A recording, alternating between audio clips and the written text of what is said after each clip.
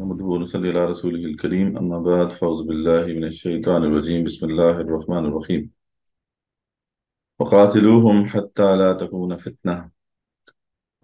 فتنة ويكون الدين كله لله صدق الله العظيم رب اشرح لي صدري ويسر لي أمري واحلل عقدة من لساني يفقهوا قولي واجعل لي وزيرا من أهلي آمين يا رب العالمين. تو آج ہم بہت امپورٹنٹ ایک ٹاپک ہے جس پہ بحث کرنی ہے ہم نے، وہ ہے جہاد و قتال فی سبیل اللہ۔ ضمناً تو ہم نے اس سے پہلے دیکھ لیا تھا اسے، لیکن آج ہم ذرا تفصیل سے یہ اس موضوع کو کور کریں گے۔ اور یہ اگر ہم یہ کہیں تو غلط نہ ہوگا کہ مدنی قرآن کو جب ہم دیکھتے ہیں تو اس کے جو بڑے بڑے موضوعات زیر بحث آئے ہیں ان میں جہاد جو ہے وہ بہت زیادہ زیر بحث آیا ہے۔ بڑی بڑی صورتیں بعض تو ہیں جو کہ اسی کے اوپر ڈیڈیکیٹڈ ہیں، سورہ انفال، سورہ توبہ، لیکن اس کے علاوہ سورہ بقرہ، سورہ آل عمران، مائدہ، نساء، مائدہ، یعنی کوئی بھی بڑی صورت اٹھائیں گے تو اس کے اندر آپ کو یہ موضوع نظر آئے گا۔ اور سب سے زیادہ یہ مس انڈرسٹوڈ موضوع ہے آج انفارچونیٹلی، لیکن یہ ایک طرح سے دین اسلام کی سمجھ لیں کہ بڑی اہم دین اسلام کا بڑا اہم رکن ہے ایک طرح سے، یعنی اس کے بغیر دین اسلام جو ہے وہ اس کو ہم نہیں سمجھ سکتے۔ تو آج ہم ذرا اس کو دیکھتے ہیں تو لغوی مفہوم پہلے دیکھیں گے، ہم لٹرل میننگ دیکھیں گے، اور اس کے بعد پھر ہم جو اس کا ٹرمینالوجیکل میننگ ہے اس کو دیکھیں گے۔ تو اس کا جو روٹ ورڈ ہے، 3 لیٹر روٹ ورڈ ہے، وہ جے جیم ہے دال ہے، جاہدہ، یعنی اس سے جو بنیادی جو اسٹرکچر بنتا ہے وہ بنتا ہے جہادہ، ٹھیک ہے، جہادہ جہد، اور اس کا مطلب ہوتا ہے کوشش کرنا، ٹھیک ہے۔ لیکن جو لفظ ہم استعمال کرتے ہیں جہاد کے لیے، وہ جو ہے باب فعالہ سے ہے، وزن اس کا فعالہ ہے، تو اس سے جو یہ لفظ بنتا ہے ویسے مصدر وہ فعال ہے، یعنی جہادہ کا جب اس کو جہادہ کے روٹ ورڈ کو جب اس وزن پر لے کر آئیں گے تو بنے گا جاہدہ، اور فعال پھر جو ہے بیسیکلی اس کا مصدر ہے جہاد۔ تو اس سے مراد یہ ہے کہ جب کوشش کے مقابلے میں کوشش کی جائے، ٹھیک ہے نا، جاہدہ جاہدو جہاد، تو اسے جہاد کہتے ہیں، ٹھیک، جب بھی دو کوششوں کا ٹکراؤ ہوگا تو پھر اسے ہم جہاد کہیں گے۔ اسی طریقے سے لفظ قاتلہ ہے، اس کا بھی جو بیسک ورڈ بنتا ہے وہ قتل بنتا ہے، ٹھیک ہے، لیکن یہ ہے کہ جب ہم اس کو اسی باب فعالہ کے ساتھ لے کے جائیں گے تو پھر یہ قاتلہ بنے گا، قاتلہ، اور اس سے جو مصدر بنے گا وہ قتال بنے گا، یعنی جب دو لوگ ایک دوسرے کو قتل کرنے کے در پہ ہو جائیں یا دو لوگ آپس میں لڑائی کریں، ٹھیک ہے، جو ایک دوسرے کو قتل کرنے کے لیے ذریعہ بتا ہتھیاروں سے لڑائی ہوگی یا بغیر ہتھیاروں کی جو بھی ہے، لیکن دونوں کی آپس میں اس طرح لڑائی ہو تو اسے قتال کہیں گے۔ تو یہ اس کا جو ہے وہ لٹرل میننگ ہے۔ اس کو سمجھ میں آ جائے تو پھر باقی اس کا جو ٹرمنالوجیکل میننگ ہے اس کو بھی سمجھنا آسان ہو جاتا ہے۔ تو سب سے پہلے جو اچھا، اب دوسری بات ہے، اگر یہ کانسیپٹ ہم سمجھ جائیں تو پھر اس کی بہت سی فطری صورتیں بھی ہمارے سامنے آ جاتی ہیں کہ جہاد تو پھر ظاہر بات ہے ہر آن جاری ہے، یہ تو ہر جاندار ہی کرتا ہے۔ تو ایک قسم کا جہاد جو اس کی فطری صورت ہے وہ ہے جسے جہاد فی سبیل البقاء کہہ سکتے ہیں، ہر شخص اور ہر جاندار جو ہے وہ اپنی بقا کی یہ لڑائی لڑ رہا ہے۔ تو ہم دیکھتے ہیں کہ جانور ہیں، ان کی بھی آپس میں لڑائی جاری ہے، شکار ایک ہوتا ہے، ملٹیپل جو ہے شکاری ہوتے ہیں، آپس میں لڑائی ہوتی ہے، جو جیت گیا وہ شکار اس کا ہوتا ہے۔ اس طریقے سے انسانوں میں بھی ایک ویکینسی ہوتی ہے تو کئی جو ہے اس پہ اپلیکیشنز ہوتی ہیں۔ تو اللہ تعالیٰ نے بھی یعنی اس کو جہاد تو نہیں کہا، قرآن میں جو ہے اس کی جو اس کے والے سے ہدایات ہیں وہ ہے وابتغوا من فضل اللہ، اللہ کا فضل تلاش کرو۔ اور ایک حدیث بھی ہے اس حوالے سے صحیح بخاری میں کہ مانگ کھانا جو ہے وہ بالکل درست نہیں ہے، اس کو کنڈیم کیا گیا ہے۔ تو اس کھانے سے بہتر کوئی کھانا نہیں ہے جس کو کسی نے اپنے ہاتھوں سے کام کر کے حاصل کیا ہو، اور بے شک اللہ کے نبی داؤد علیہ السلام اپنی دستکاری سے کھاتے تھے۔ اور ایک اور روایت میں جو ترمذی میں ہے کہ جو تم کھاتے ہو ان میں سب سے زیادہ پاکیزہ وہ ہے جو تمہارے کسب سے حاصل ہوا ہو، اور تمہاری اولاد بھی جملہ کسب کے ہے۔ تو یعنی ہاتھ سے کمانے کی تلقین ہے، ہاتھ سے کمانا جو ہے دین کے اندر ایک بڑا ہی اہم فریضہ ہے، ذمہ داری ہے، مانگ کے جو ہے کھانا اس کے اوپر سخت قیدیں ہیں۔ تو اس لحاظ سے جو ہے یہ جو اسٹرگل ہے یہ بھی دین کا حصہ ہے، دین اسلام دین فطرت ہے، تو اس لحاظ سے جو ہے یہ بھی جو جہاد ہے اسے کہہ لیں تو وہ بھی دین کا حصہ ہے، وہ کہ اس کو جہاد کہا نہیں گیا کہیں پہ بھی، لیکن مطلب اگر ایسے دیکھا جائے جو مفہوم کے اعتبار سے تو یہ بھی ایک طرح سے جہاد ہے۔ اچھا، جہاد و قتال فی سبیل اللہ کی جہاد و قتال کی پھر ایک دوسری فطری صورت جو ہے وہ ہے جہاد فی سبیل الحقوق، حق کے لیے لڑنا۔ اسلام کے اندر یہ بھی اکنالجڈ ہے، سعید بن زید سے یہ روایت ہے رضی اللہ عنہ کہ آپ صلی اللہ علیہ وسلم نے فرمایا کہ جو کوئی بھی اپنے مال کی حفاظت میں مارا گیا وہ شہید ہے، جو کوئی بھی اپنے گھر والوں کی حفاظت میں مارا گیا وہ شہید ہے، جو کوئی بھی اپنے دین کی حفاظت میں مارا گیا وہ شہید ہے، اور جو کوئی بھی اپنی جان کی حفاظت میں مارا گیا وہ شہید ہے۔ یعنی حالانکہ یہ سب جو ہیں یہ تو بنیادی حقوق ہیں، اپنی جان، مال، عزت، گھر والے، دین، ٹھیک ہے۔ تو اس کے لیے بھی جو اسٹرگل کرنا ہے اسے جہاد اس لحاظ سے کہا جا سکتا ہے کیونکہ اس اسٹرگل میں جو مارا جائے اس کو اس حدیث میں شہید کہا گیا ہے۔ تو یہ بھی ایک طرح سے یعنی ہم کہہ سکتے ہیں کہ کانسیپٹ آف جہاد سے یہ چیز منسلک ہے، اور دین اسلام میں بالکل یہ ایک ایسی بات ہے کہ جو کرنے والی ہے، آپ کو اسٹرگل کرنی ہے اپنے رائٹس کے لیے۔ تو یہ سب جو چیزیں ہیں ان کے لیے لڑنا بالکل جو ہے یہ دین میں اکنالجڈ ہے۔ اس طریقے سے ایک اور روایت میں آتا ہے، یہ ابو ہریرہ سے مروی ہے کہ آپ صلی اللہ علیہ وسلم نے فرمایا کہ اللہ کے رسول صلی اللہ علیہ وسلم، ایک شخص نے آپ صلی اللہ علیہ وسلم سے آگے سوال پوچھا کہ اللہ کے رسول صلی اللہ علیہ وسلم آپ کی اس بارے میں کیا رائے ہے کہ ایک شخص مجھ سے میرا مال زبردستی لینا چاہتا ہے، تو اللہ کے رسول صلی اللہ علیہ وسلم نے فرمایا کہ اس کو اپنا مال مت دو، ٹھیک ہے۔ تو اس نے پوچھا کہ جو ہے آپ وسلم کی اس بارے میں کیا رائے ہے کہ وہ میرا مال لینے کے لیے مجھ سے قتال تک کرنے کو تیار ہے، تو آپ صلی اللہ علیہ وسلم نے فرمایا کہ تم بھی اسے قتال کرو، لڑو اس سے۔ اس شخص نے کہا کہ آپ وسلم کا کیا خیال ہے کہ اگر مجھے قتل کر دے، تو آپ صلی اللہ علیہ وسلم نے فرمایا کہ تم شہید ہو پھر۔ اور اس شخص نے پھر سوال کیا اور آپ وسلم نے اس بارے میں رائے پوچھی کہ میں اس کو اگر قتل کر دوں تو آپ وسلم نے فرمایا کہ بے شک وہ جہنمی ہے۔ تو اس سے بھی بات اسٹیبلش ہوگی کہ اپنے حق کے لیے آپ کو لڑنا ہے، ایون کہ آپ کو اگر لڑائی بھی کرنی پڑے جو ہے تو آپ کو کرنی ہے۔ تو یہ جو جہاد کی صورت ہے یہ بھی دین اسلام میں اکنالجڈ ہے، حقوق کے لیے لڑائی کرنا۔ اب اس کے دو درجے ہیں، ایک تو بندہ اپنے حق کے لیے لڑ رہا ہے، اب اس کا کہنے کے ایک جو ہے بلند تر درجہ وہ ہوگا کہ کوئی اپنے حق کے لیے بھی لڑے اور دوسروں کے حقوق کے لیے بھی لڑے۔ تو جیسا کہ اس وقت دنیا میں جو رائٹس کی اسٹرگل چل رہی ہیں، خاص طور پہ جو ہے فریڈم کی اسٹرگل چل رہی ہیں، تو فریڈم بھی تو رائٹ ہے۔ تو اس طرح سے دیکھا جائے تو جتنی بھی جو جہادی تناظیم ہیں جو اس وقت امت مسلمہ میں ہیں، اگر تو ان کا مقصد اعلاء کلمت اللہ نہیں ہے، اگر تو ڈکلیئرڈ آبجیکٹیو اعلاء کلمت اللہ ہے تو پھر تو معاملہ ڈفرینٹ ہے، لیکن اگر ان کا مقصد صرف اور صرف جو ہے فورن آکوپیشن کے خلاف لڑائی کرنا ہے تو پھر اسے ہم جہاد فی سبیل الحقوق ہی کہیں گے۔ اس لحاظ سے دیکھا جائے تو کشمیر میں جو اسٹرگل ہو رہی ہے پاکستان آرمی کے تحت، وہ بھی جہاد فی سبیل الحقوق کے درجے میں ہے، کیونکہ ظاہری بات ہے پاکستانی رژیم کو اس طریقے سے اسلامی رژیم تو ہے نہیں۔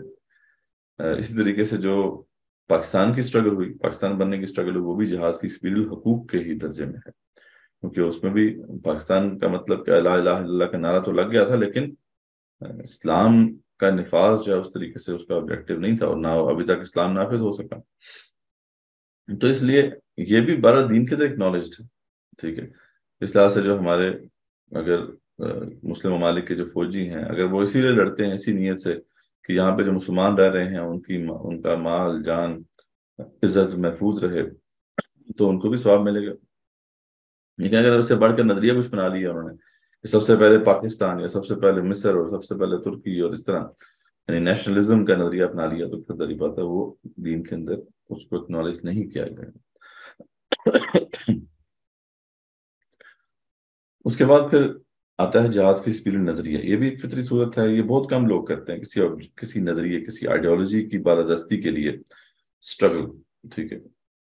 کوئی ڈیموکریسی کے لیے کر رہا ہے، کوئی کمیونزم کے لیے کر رہا ہے، کوئی کیپٹلزم کے لیے کر رہا ہے۔ تو یہ جو اسٹرگل ہے یہ دین کے اندر صرف ایک ہی نظریے کے لیے جائز ہے، اور وہ ہے نظریہ توحید۔ اس کے علاوہ کسی اور نظریے کے لیے اگر کوئی فائٹ کر رہا وہ دین میں اکنالج نہیں، اس کو دین میں ایکسیپٹ نہیں کیا جائے گا۔ یہ بڑی مشہور حدیث ہے ابو داؤد میں، کہ جبیر ابن مطعم سے روایت ہے کہ رسول اکرم صلی اللہ علیہ وسلم نے فرمایا کہ وہ ہم میں سے نہیں جو عصبیت کی طرف بلائے، وہ ہم میں سے نہیں جو عصبیت کے لیے لڑے اور اس کے لیے مر جائے۔ عصبیت، اسبا، ہر اس نظریے کو کہتے ہیں جس کے اوپر انسان جو ہے کھڑا ہو جائے اور لڑنے مرنے کے لیے تیار ہو جائے، چاہے وہ کوئی لسانی بنیاد ہو، چاہے وہ کسی کوئی جغرافیائی بنیاد ہو، یا کوئی آئیڈیالوجی ہو، کوئی نظریہ ہو، ایکسیپٹیبل نہیں ہے۔ اس طرح ابو ہریرہ سے مروی ہے کہ رسول اللہ صلی اللہ علیہ وسلم نے فرمایا کہ جو شخص اندھے جھنڈے کے تلے لڑے، بلائنڈ فلیگ، یعنی جس لڑائی کی دوستی جو ہے وہ شریعت سے ثابت نہیں ہے، غصہ ہو قوم کے لحاظ سے، بلاتا ہو قوم کی طرف، یا مدد کرتا ہو قوم کی، خدا کی رضامندی مقصود نہ ہو، تو پھر مارا جائے تو اس کا مارا جانا جاہلیت کے زمانے کا سا ہوگا۔ ٹھیک ہے، تو کسی اور نظریے کے لیے ہم پھر نہیں لڑ سکتے، یہاں پہ صرف نظریہ توحید ہے جو کہ مطلوب ہے۔ ٹھیک ہے، تو یہاں تک جو بات ہماری ہوئی ہے، جو کوشچنز اگر ہیں تو کچھ ہیں تو آپ پوچھ لیں، وہ پھر کلیئر ہوگا کہ ابھی ہم نے صرف جہاد کا لغوی مفہوم دیکھا ہے اور اس کی فطری صورتیں دیکھی ہیں کہ کیا ہے۔ ابھی ہم اسلام کے اندر تصور جہاد پہ نہیں ہے، وہ تو ہم ابھی آئیں گے، وہ تو ہم نے فطری صورتوں کو ڈسکس کر کے دیکھا کہ کئی چیزیں ایسی ہیں جو اسلام میں اکنالج ہیں، تو ہم نے وہ ذکر کر دیا ان کا کہ وہ بھی اسلام کا حصہ ہی ہے۔ لیکن یہ ہے کہ ابھی جہاد فی سبیل اللہ کا جو تصور ہے، اسلام کا خاص تصور ہے، اس پہ بھی ہم نہیں آئے، تو ابھی تو ہم نے یہ چیزیں ڈسکس کی ہیں۔ تو اس پہ کوئی کوشچن کسی کا ہو تو وہ پوچھ لیں مجھے۔ جی، کامنٹس ہیں۔ ایک تو افواج پاکستان اگر یہ لائق کلمت اللہ کے لیے نہ بھی لڑے، پر گھر کی حفاظت کے لیے اگر لڑتی ہیں تو وہ بھی میرے خیال میں جہاد فی سبیل الحقوق اس میں آتی ہے ان کی ایفرٹ۔ اور دوسرا ہے کہ جہاد فی سبیل البقاء، تو ہماری تو ساری ایفرٹ اسی میں ہی لگ رہی ہے، تو اس میں بیلنس کتنا ہونا چاہیے؟ ذریعہ بات ہے، بقا ہونی چاہیے نا، وہ یہ نہ ہو کہ پھر آگے تعیشات میں ہم لگ جائیں، تو سسٹین بس کرنا ہے اپنے آپ کو۔ خیر انبیاء رسول اللہ علیہ وسلم کے سٹینڈرڈز تو بہت ہائی تھے، تو ہم تو خیر بہت زیادہ کما بھی رہے ہیں اور سیو بھی کر رہے ہیں، ورنہ عیسیٰ علیہ السلام کے ایک حواری نے کل کے لیے کوئی چیز سیو کر لی تھی، تو اس کو ایسی ڈانٹ پڑی تھی کہ وہ گاسپل آف میتھیوز میں موجود ہے ان کا وہ خطبہ۔ تو انبیاء علیہ السلام کا تو یہی معاملہ تھا، وہ ذخیرہ نہیں کرتے تھے کل کے لیے بھی دیکھنا ہے، وہ اگلے وقت ہی فکر کرتے تھے نیکسٹ ٹائم کے لیے کیسا بندوبست کرنا ہے۔ تو ہم تو خیر بہت آگے ہیں ان سے، ہم بقا سے آگے بڑھ کے بہت کچھ اور بھی جو ہے وہ حاصل کرنا چاہتے ہیں، مشکل کم سے کم ہونا چاہیے برابر، یعنی یہ سب سے لیسٹ ہماری وہ چیز ہونی چاہیے جس کے لیے ہم کام کریں۔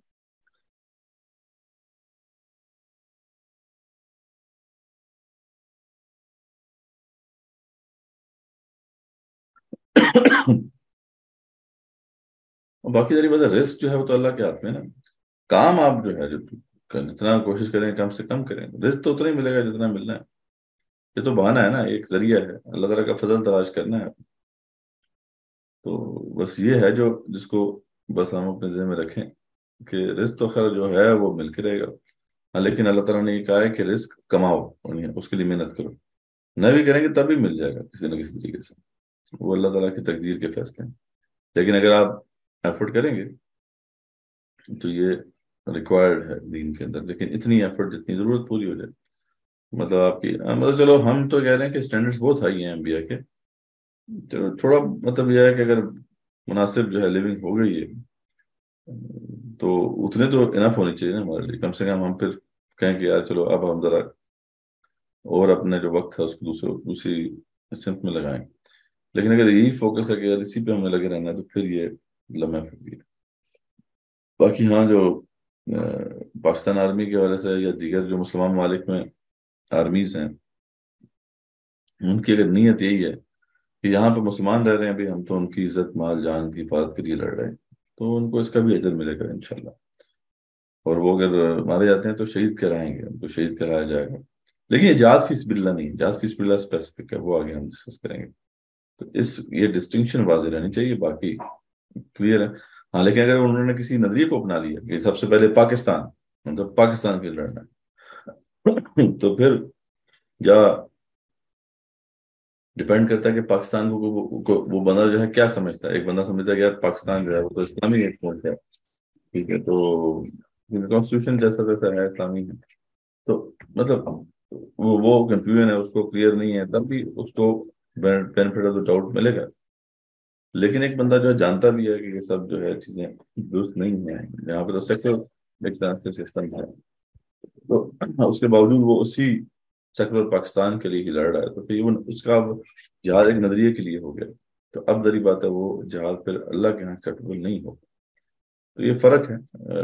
اصل میں یہاں پہ نیتوں کا بڑا میٹر, بہت چیزیں میٹر کرتی ہیں, نیتوں کے اوپر ڈیپینڈ کرتی ہیں. ٹھیک ہے, جی شکریہ. اور کوئی کوشچن ہو کسی کا اس حوالے سے؟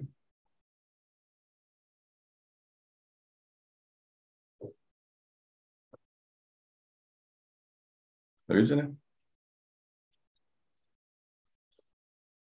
جی پلیز. اچھا, اب اس کے بعد جب اس کانسیپٹ کو ہم نے سمجھ لیا, تو اب ہم دیکھتے ہیں کہ جہاد و قتال کا اسلامی تصور کیا ہے. یہ سب سے زیادہ امپورٹنٹ ہے. تو دیکھیں, جہاد فی سبیل اللہ کے جب ہم اسلامی تصور کی بات کرتے ہیں, تو اس میں بھی جہاد فی سبیل اللہ تو ابھی ہم دیکھیں گے بعد میں آئے گا.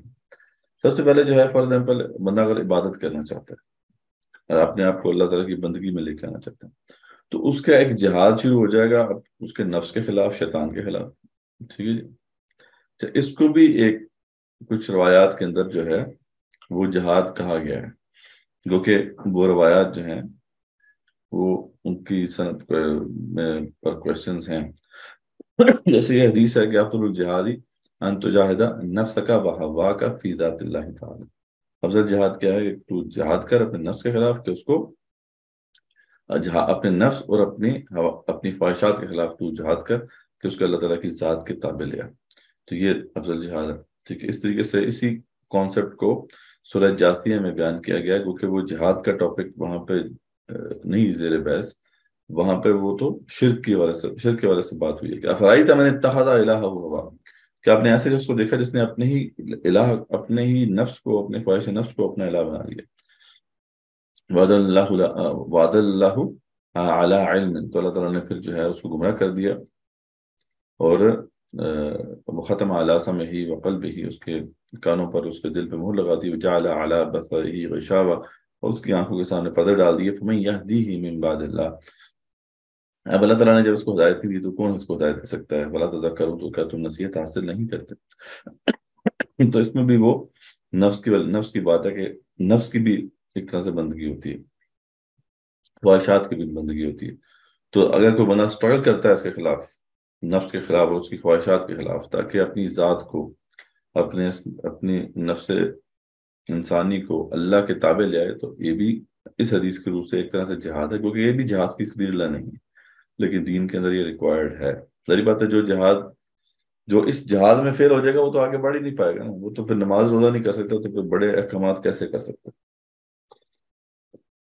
تو یہ پہلا محاذ جو ہے اس کا وہ یہ ہوتا ہے کہ اللہ تعالیٰ کی بندگی اختیار کرنے کے لیے نفس اور شیطان کے وساوس کے خلاف جہاد کرنا. اچھا, یہ جو ہے یہاں سے وہ جہاد کا وہ جو تعلق ہے تزکیہ نفس کے ساتھ, وہ بھی واضح ہو جاتا ہے نا, کہ اصل بات کیا ہے, کہ جہاد فی سبیل اللہ جو ہے بیسیکلی وہ جو سٹرگل ہے وہ اللہ کے دین کے غلبے کے لیے ہے. وہ آگے بات آ جائے گی, بلکہ پہلے ہم وہ ڈسکس کر لیتے ہیں, پھر ہم اس پہ آتے ہیں. یہ بھی اس کو ہم بعد میں دیکھتے ہیں. تو اس کا جو دوسرا بڑا محاذ ہے وہ ہے دعوت و تبلیغ کا فریضہ سر انجام دینے کے لیے جو آپ نظریاتی جدوجہد کریں گے. وہ بھی تو ایک سٹرگل ہے نا, وہ بھی تو جہاد ہے. آپ اپنے نظریات کو سوسائٹی میں پھیلانے کی کوشش کر رہے ہیں, جبکہ وہ جو اہل کفر ہیں یا کفر کے نظریات والے ہیں, وہ اپنے نظریات سوسائٹی کے اندر جو ہے وہ پھیلانے کی کوشش کر رہے ہیں. اب ان کا آپس میں جو ہے ایک طرح سے ٹکراؤ ہے, بعض جگہ پہ مناظرے بھی ہوں گے, ڈیبیٹس بھی ہوں گی. تو یہ سب کیا ہے بیسیکلی, یہ بھی پھر کانسیپٹ آف جہاد کے تحت ہی ہے. اس کو بھی قرآن مجید میں جہاد کہا گیا ہے. سورہ فرقان میں اللہ فرماتے ہیں وَلَا تُطِعِ الْكَافِرِينَ وَجَاهِدْهُمْ بِهِ جِهَادًا كَبِيرًا، آپ کافروں کی اطاعت نہ کریں، کافروں کے مطابق نہ ہوں، بلکہ جہاد کریں ان کے ساتھ، بڑا جہاد، ٹھیک ہے جی یعنی اس قرآن کے ذریعے سے وَجَاهِدْهُمْ بِهِ، یعنی اس قرآن کے ذریعے سے ان کے خلاف جہاد کریں، بڑا جہاد۔ اور پھر اس کے بعد سورہ حج کے اندر بھی اس کانسیپٹ کو ایک براڈر میننگ میں لیا گیا، جاہدوا فی اللہ حق کا جہادی، اور جہاد کرو اللہ کے لیے جیسا کہ جہاد کرنے کا حق ہے۔ وہ اجتباکم، اس نے تمہیں چن لیا ہے، وما جعل علیکم فی الدین من حرج، اور اس نے دین میں تمہارے لیے کوئی تنگی نہیں رکھی ہے، ملت ابیکم ابراہیم، تمہیں ابراہیم کی ملت میں رکھا ہے، وسماکم المسلمین، تمہیں تمہارا نام مسلمان رکھا ہے، من قبل وفی هذا، پہلے بھی اور اب بھی، لیکون الرسول شہیدا علیکم وتکونوا شہداء علی الناس، لیکن رسول گواہ ہو جائیں تم پر اور تم گواہ ہو جاؤ لوگوں پر۔ یہ ہم پہلے پڑھ چکے ہیں کہ دعوت کا جب جو فریضہ ہے اس کے حوالے سے جو شہادت الناس کا ایک فلسفہ ہے وہ ہم پہلے زیر بحث لا چکے ہیں۔ تو اب اس حوالے سے بھی یہاں پہ کہا گیا کہ یہ جو فریضہ سر انجام دینے کے لیے بھی تم سٹرگل کرو، جہاد کرو، تو وہی دعوت و تبلیغ کا جو فریضہ سر انجام دینا ہے اس کے لیے بھی جو لفظ جہاد قرآن میں آیا ہے، لیکن یہ بھی جہاد فی سبیل اللہ اس طریقے سے نہیں ہے۔ اس کو بھی اللہ تعالیٰ نے کہا جہاد کرو اللہ کے لیے، جہاد فی اللہ کا ہے، فی سبیل اللہ نہیں۔ پھر تیسرا معاذ آتا ہے، اور یہ ہے جو لنکڈ ہے اس سے، اس ٹاپک سے جو پہلے ہم نے جو ہے ڈسکس کیا تھا، اقامت دین، دین کو اسٹیبلش کر دینا۔ تو دین کو جو ہے ہر سطح پر نافذ کر دینا، اور اس کے لیے جو بھی اسٹرگل آپ کریں گے وہ پھر جہاد فی سبیل اللہ کہلائے گا۔ جہاد فی سبیل اللہ کا یہ اسپیسیفک میننگ ہے، یعنی یہی ٹرمنالوجیکلی جو ہے اس کا اصل میننگ ہے، ٹھیک ہے نا۔ اور اس کے لیے پھر بے شمار پھر آیات ہیں قرآن مجید میں، اللہ تعالیٰ فرماتے ہیں وَقَاتِلُوهُمْ حَتَّى لَا تَكُونَ فِتْنَةٌ، یعنی ان سے قتال کرو یہاں تک کہ فتنہ ختم ہو جائے، وَيَكُونَ الدِّينُ كُلُّهُ لِلَّهِ، اور دین کل کا کل اللہ کے لیے۔ تو قتال کس لیے کرنا ہے، یہاں پہ اس کی علت یا اس کی کنڈیشن بتا دی، قتال کیا جائے گا اس وقت تک جب تک کہ دین کل کا کل اللہ کے لیے نہیں ہوتا۔ اور اس سے بھی واضح ہو گیا کہ جہاں پہ اللہ کا دین کل کا کل اللہ کا نہیں ہے، یعنی دین جو ہے کل کا کل اللہ کا نہیں ہے، اس میں ملاوٹ ہے، کچھ احکامات اللہ کے ہیں، کچھ جو ہیں غیر اللہ کے ہیں، تو وہاں پہ پھر کفر کا فتنہ نافذ ہے جس کا ذکر یہاں پہ ہو رہا ہے۔ ان سے قتال کرو یہاں تک کہ فتنہ ختم ہو جائے، اور یہاں یہ جو فتنہ ہے اس سے مراد کفر کا فتنہ، ٹھیک ہے جی، اور دین کل کے کل اللہ کے لیے ہو جائے۔ تو یہ شرط ہے، یعنی کہاں کب تک قتال کرنا ہے وہ بھی اس آیت میں واضح ہو گیا، بہت عظیم آیت ہے، اس میں بہت سارے حقائق واضح ہو گئی، قتال کی غرض و غایت واضح ہوگی کہ قتال کیوں کرنا ہے، قتال اس لیے کرنا ہے کہ اللہ تعالیٰ کا دین کل کل ہو جائے اور کفر کا فتنہ ختم ہو جائے، ٹھیک ہے۔ کب تک کرنا ہے، جب تک یہ دین کل اللہ کے لیے نہیں ہوتا تھا، یعنی اگر آپ ایک دو احکامات اللہ کے ہو گئے ہیں تب بھی جو ہے قتال ساکت نہیں ہوگا۔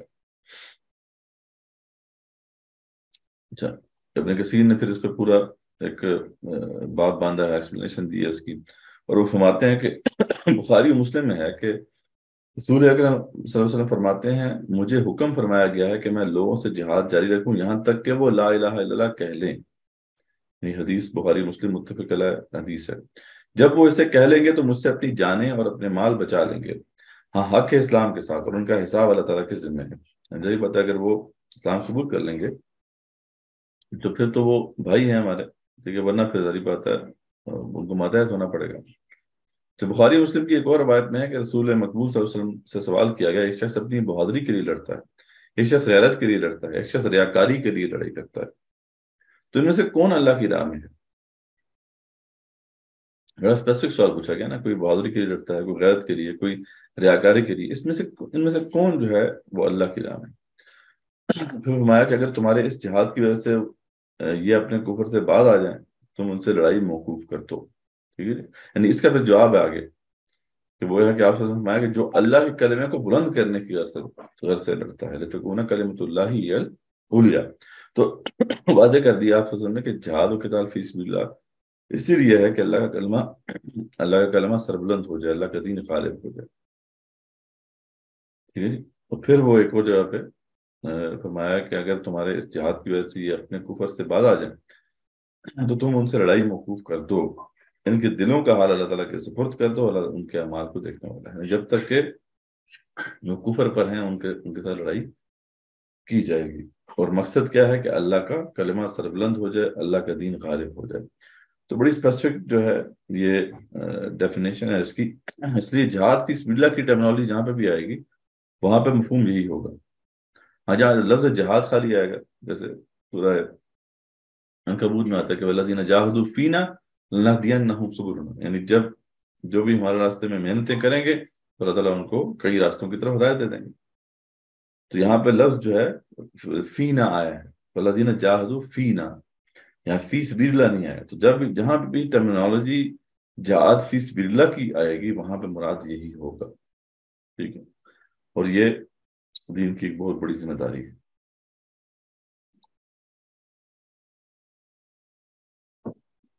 اچھا، اس طریقے سے ابو موسیٰ اشعری سے یہ روایت موجود ہے رضی اللہ عنہ کہ آپ صلی اللہ علیہ وسلم سے کسی نے پوچھا کہ ایک شخص اپنی بہادری کے لیے لڑتا ہے، ایک دنیاوی مال و متاع کے لیے لڑتا ہے، ایک منافقانہ روش میں لڑتا ہے، ان میں سے کون مجاہد فی سبیل اللہ ہے؟ تو آپ صلی اللہ علیہ وسلم نے فرمایا کہ مجاہد فی سبیل اللہ صرف وہی ہے جو اللہ کے کلمے کی سربلندی کے لیے لڑتا ہے، یعنی لتکون کلمۃ اللہ ہی العلیٰ۔ اور پھر جو اللہ تعالیٰ نے پھر اس کی ساری تفصیلات بیان کی ہیں کہ یہ کتنی بڑی ذمہ داری ہے۔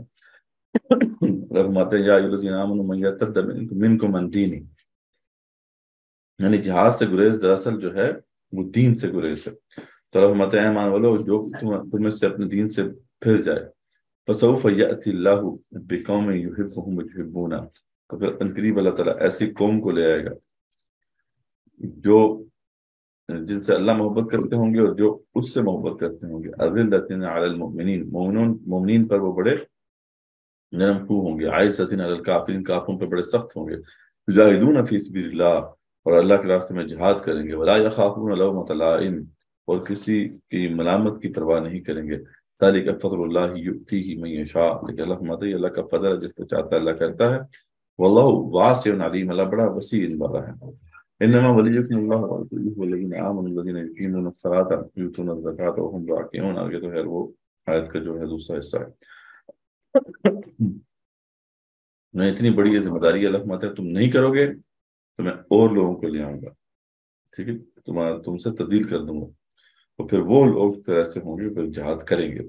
تو آج بہرحال دیکھیں مسلمان نے یہ ذمہ داری تو چھوڑی ہوئی ہے، اب کب تک مہلت ملتی ہے تو اللہ ہی جانتا ہے، لیکن اللہ کا فیصلہ بڑا واضح ہے۔ اچھا، یہ اتنی بڑی یعنی حقیقت ہے نا، قرآن مجید جو ہے وہ بھرا پڑا ہے جہاد و قتال فی سبیل اللہ کی فرضیت پر، تو قرآن کا پورا بیانیہ کھڑا ہے پیچھے، یعنی تاکید اور تکرار کے ساتھ اس پہ بات ہوئی ہے۔ لیکن انفارچونیٹلی آج جو ہے یہ کسی طریقے سے جو ہے اس کا ذکر نہیں ہو رہا، اور مزے کی بات یہ ہے کہ جو قرآن کی دعوت پیش کر رہے ہیں وہ بھی اس کا ذکر نہیں کر رہے، مزے کی بات یہ، یعنی وہ بھی اس طریقے سے اس کو پیش کرتے ہیں کہ یہ کوئی اوبلیگیشن ہے ہی نہیں اس طریقے سے، اور اس سے یعنی وہ کتمان حق کے جرم کے مرتکب ہو رہے ہیں، ان کو برحال دیکھنا چاہیے۔ تو بار بار قرآن میں اس کا ذکر ہے، اور مختلف پیراوے میں اس کا ذکر ہے، کہیں پہ آیا ہے کتب علیکم القتال وہو کرہ لکم، تم پہ قتال فرض کر دیا گیا ہے چاہے تمہیں کتنی اکراہت کیوں نہ ہو۔ کہیں پہ جو ہے اس انداز سے اللہ تعالیٰ نے جھنجھوڑا ہے، فقاتل فی سبیل اللہ لا تکلف الا نفسک، قتال کرو اللہ کے راستے میں اور آپ صرف اپنے نفس کے مکلف ہے، یعنی آپ کو اکیلے بھی یا رسول اللہ صلی اللہ علیہ وسلم کھڑا ہونا ہے تو آپ کو کھڑا ہونا پڑے تو آپ کو کھڑا ہونا ہے جہاد کے لیے۔ اور کہیں پہ اس انداز میں اللہ تعالیٰ جوڑتے ہیں کہ ما لکم اذا قیل لکم انفروا فی سبیل اللہ اثاقلتم الی الارض، تمہیں کیا ہو گیا ہے کہ تمہیں جب اللہ کے راستے میں نکلنے کا کہا جاتا ہے تم زمین سے لگے جاتے ہو، اور ابھی تم بالحیات دنیا من الآخرہ، کہ تم دنیا کی زندگی پر راضی ہو گئے ہو آخرت کو چھوڑ کر۔ کہیں پہ اللہ اس انداز میں تاکید کے ساتھ فرماتے ہیں وَلَنَبْلُوَنَّكُمْ، یقیناً یقیناً یقیناً، اس میں کوئی شک ہے تو نکال دو ذہن سے، میں تمہیں آزما کے رہوں گا، وَلَنَبْلُوَنَّكُمْ حَتَّى نَعْلَمَ الْمُجَاهِدِينَ مِنْكُمْ وَالصَّابِرِينَ وَنَبْلُوَ أَخْبَارَكُمْ، یہاں تک کہ اللہ فرماتے ہیں کہ ہم جان نہ لیں کہ تم اسے جہاد کرنے والے کون ہیں ڈٹ جانے والے، اور تمہاری حالتوں کو بھی ہم جب تک کہ فرق نہ لیں۔ کہیں پہ اللہ فرماتے ہیں کہ هل ادلکم علی تجارت تنجیکم من عذاب علیم، کیا تمہیں وہ تجارت نہ بتاؤں جو تمہیں عذاب علیم سے بچا لے. تؤمنون باللہ ورسولہ وتجاہدون فی سبیل اللہ باموالکم وانفسکم ذالکم خیر لکم ان کنتم تعلمون. تو اتنی دفعہ اس کی تکرار ہے، اتنی وضاحت کی گئی ہے. اور پھر اللہ فرماتے ہیں وَلَيَعْلَمَنَّ اللَّهُ الَّذِينَ آمَنُوا وَلَيَعْلَمَنَّ الْمُنَافِقِينَ. جہاں پہ جہاد کی بحث ہے تو اللہ فرماتے ہیں کہ جہاد کرنے والے ہیں مومن ہیں، نہیں کرنے والے وہ منافق ہیں، اور ان کی چھانٹی ضرور ہو کے رہے گی. اور بار بار یہ تو آتا ہے ام حسبتم ان تدخلوا الجنہ، اور تم نے حساب کیسے لگا لیا جنت تمہیں ایسے مل جائے گی جب تک کہ تم جو ہے جہاد نہیں کرتے. تو یعنی یہ اتنی دفعہ اس کی تکرار ہے کہ اس کو کوئی ڈینائی نہیں کر سکتا. لیکن مزے کی بات یہ ہے، افسوس کی بات یہ ہے کہ امت مسلموں میں آج جو ہے یہ اوبلیگیشن زیر بحث نہیں. تو یہ بہرحال ساری بحث ہے ابھی تک کی جو جہاد و قتال فی سبیل اللہ کا تصور اسلام کے اندر ہے وہ آپ کے سامنے آیا ہے. ہاں، اس کی میتھڈالوجی کیا ہے آپ کے ذہن میں ضرور سوال آئے گا. اس پہ انشاءاللہ ہمارا اگلا سیشن ہوگا جو کہ بہت امپورٹنٹ کوشچن ہے. بالکل اس میں کوئی شک نہیں ہے، جہاں پہ دین اللہ کا نہیں ہے، جہاں دین اللہ کا نہیں ہے، جہاں کفر کا فتنہ نافذ ہے، ٹھیک ہے، وہاں پہ جہاد اور قتال واجب ہو جاتا ہے. ٹھیک، یہاں تک کہ اگر ایک حکم بھی وہ توڑے گا حاکم مسلمانوں کا، اس کے خلاف بھی جہاد واجب ہے. لیکن ظاہری بات ہے کہ آج کے دور میں سے کیسے کیا جائے، یعنی آج سے پہلے، آج سے زیادہ پرانی بات نہیں، تقریباً آپ 70-80 سال پہلے کی بات دیکھ لیں تو وہاں یہ بات پہلے سے طے شدہ تھی کہ لڑائی کا ایک ہی طریقہ تھا. ٹھیک ہے جی، آپ نے جو ہے نا اسٹینڈنگ آرمیز جو ہیں اتارنی ہیں، مسلح آرمیز اتارنی ہیں. حکومت کے پاس بھی آرمیز ہوں گی، آپ کے پاس بھی ہوں گی، جو میدان مار لے گا وہ پتہ اس کو مل جائے گی. لیکن یہ سسٹم چینج ہو گیا نا. اب مڈ جو 20th سینچری کے بعد یہ سلسلہ اب بالکل تبدیل ہو کے رہ گیا. اب اس طریقے سے وار تو ہوتی نہیں ہے، تو اب اور طریقے ہیں، ان کو ہم نے سمجھنا ہے. تو میتھڈالوجی کیا ہونی چاہیے اس کی آج کے اس دور میں، اس کو ہم بڑی تفصیل سے ہم جو ہے ڈسکس کریں گے. لیکن ابھی اس اوبلیگیشن کو ہم نے اچھی طرح سمجھنا ہے کہ کتنی بڑی اوبلیگیشن ہے اور کس طریقے سے ہم اس کو گزارے بیٹھے. ٹھیک ہے، تو اس پہ کوئی کوشچن ہو تو پوچھنا ہے.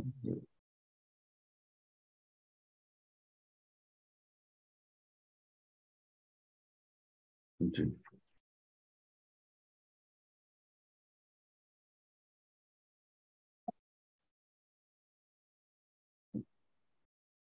کوشچن کومنٹ ہو تو وہ بھی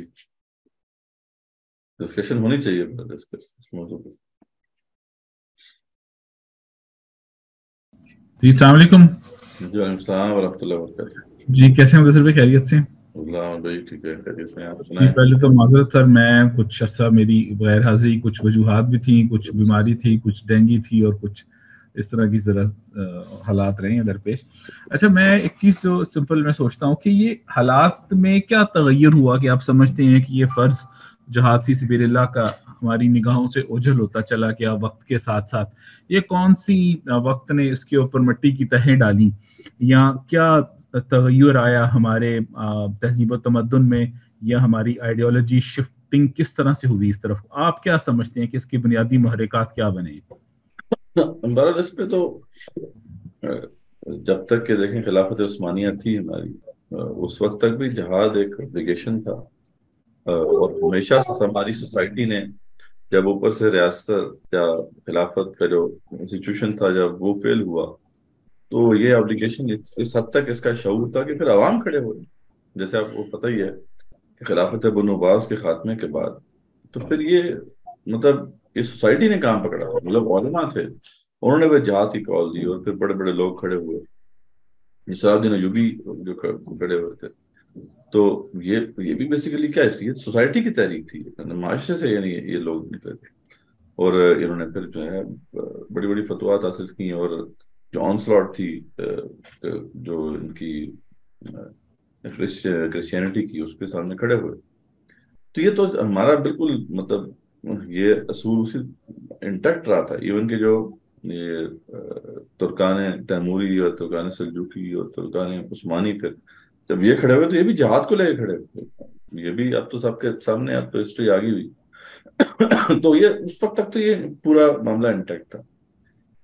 بس یہ جو کلونیل پاورز نے جب ہمارے اوپر جو ہے وہ قبضہ کرنا شروع کیا تو ان کا معاملہ یہ تھا کہ یہ صرف جو ہے پولیٹیکل غلبہ حاصل نہیں کرتے تھے، بلکہ یہ پھر اس جو جہاں پہ بھی یہ حکومت کرنا چاہتے تھے وہاں کی نظریات، وہاں کی کلچر، وہاں کے جو بھی آئیڈیالوجیز ہیں ان کو بھی اسٹڈی کرتے تھے اور دیکھتے تھے کہ اس کے اندر کون سے ایسے ایلیمنٹس ہیں جو کہ ان کو دوبارہ سے کھڑا کر سکتے ہیں، تو ان کو وہ کھوجیں، اندر سے نکالیں.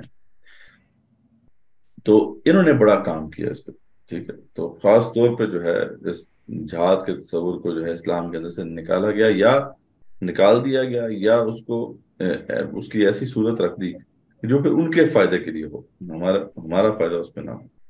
تو یہ ایک تو یہ بڑا فیکٹر ہے. دوسرا فیکٹر جو ہے وہ تو اوور آل جو ہے امت مسلمہ کے لیے رہا، اور وہ تھا کہ جو رائز آف صوفیزم یا جو روحانی تھاٹ تھی اس نے پھر آہستہ آہستہ کیا ہوا کہ جڑیں مضبوط کرنی شروع کر دیں. اس سے بہت نقصان ہوا. اس سے دو بڑے نقصان ہوئے. ایک تو یہ ہے کہ جو ہماری جو بنیاد تھی جس پہ پوری اسلامک تھاٹ کھڑی ہوئی تھی کہ انٹلیکچوئل انکوائری کو ایک بنیادی حیثیت حاصل تھی، تو انٹلیکچوئل انکوائری بند ہو گئی. ظاہر بات ہے جب آپ نے آنکھیں بند کر کے عقائد کو مان لینا ہے، تو جب ایٹیٹیوڈ ہی آپ کا یہ بن گیا ہے سب سے امپورٹنٹ چیز کے بارے میں، تو پھر آپ کا جنرل ایٹیٹیوڈ بھی یہی بن جائے گا.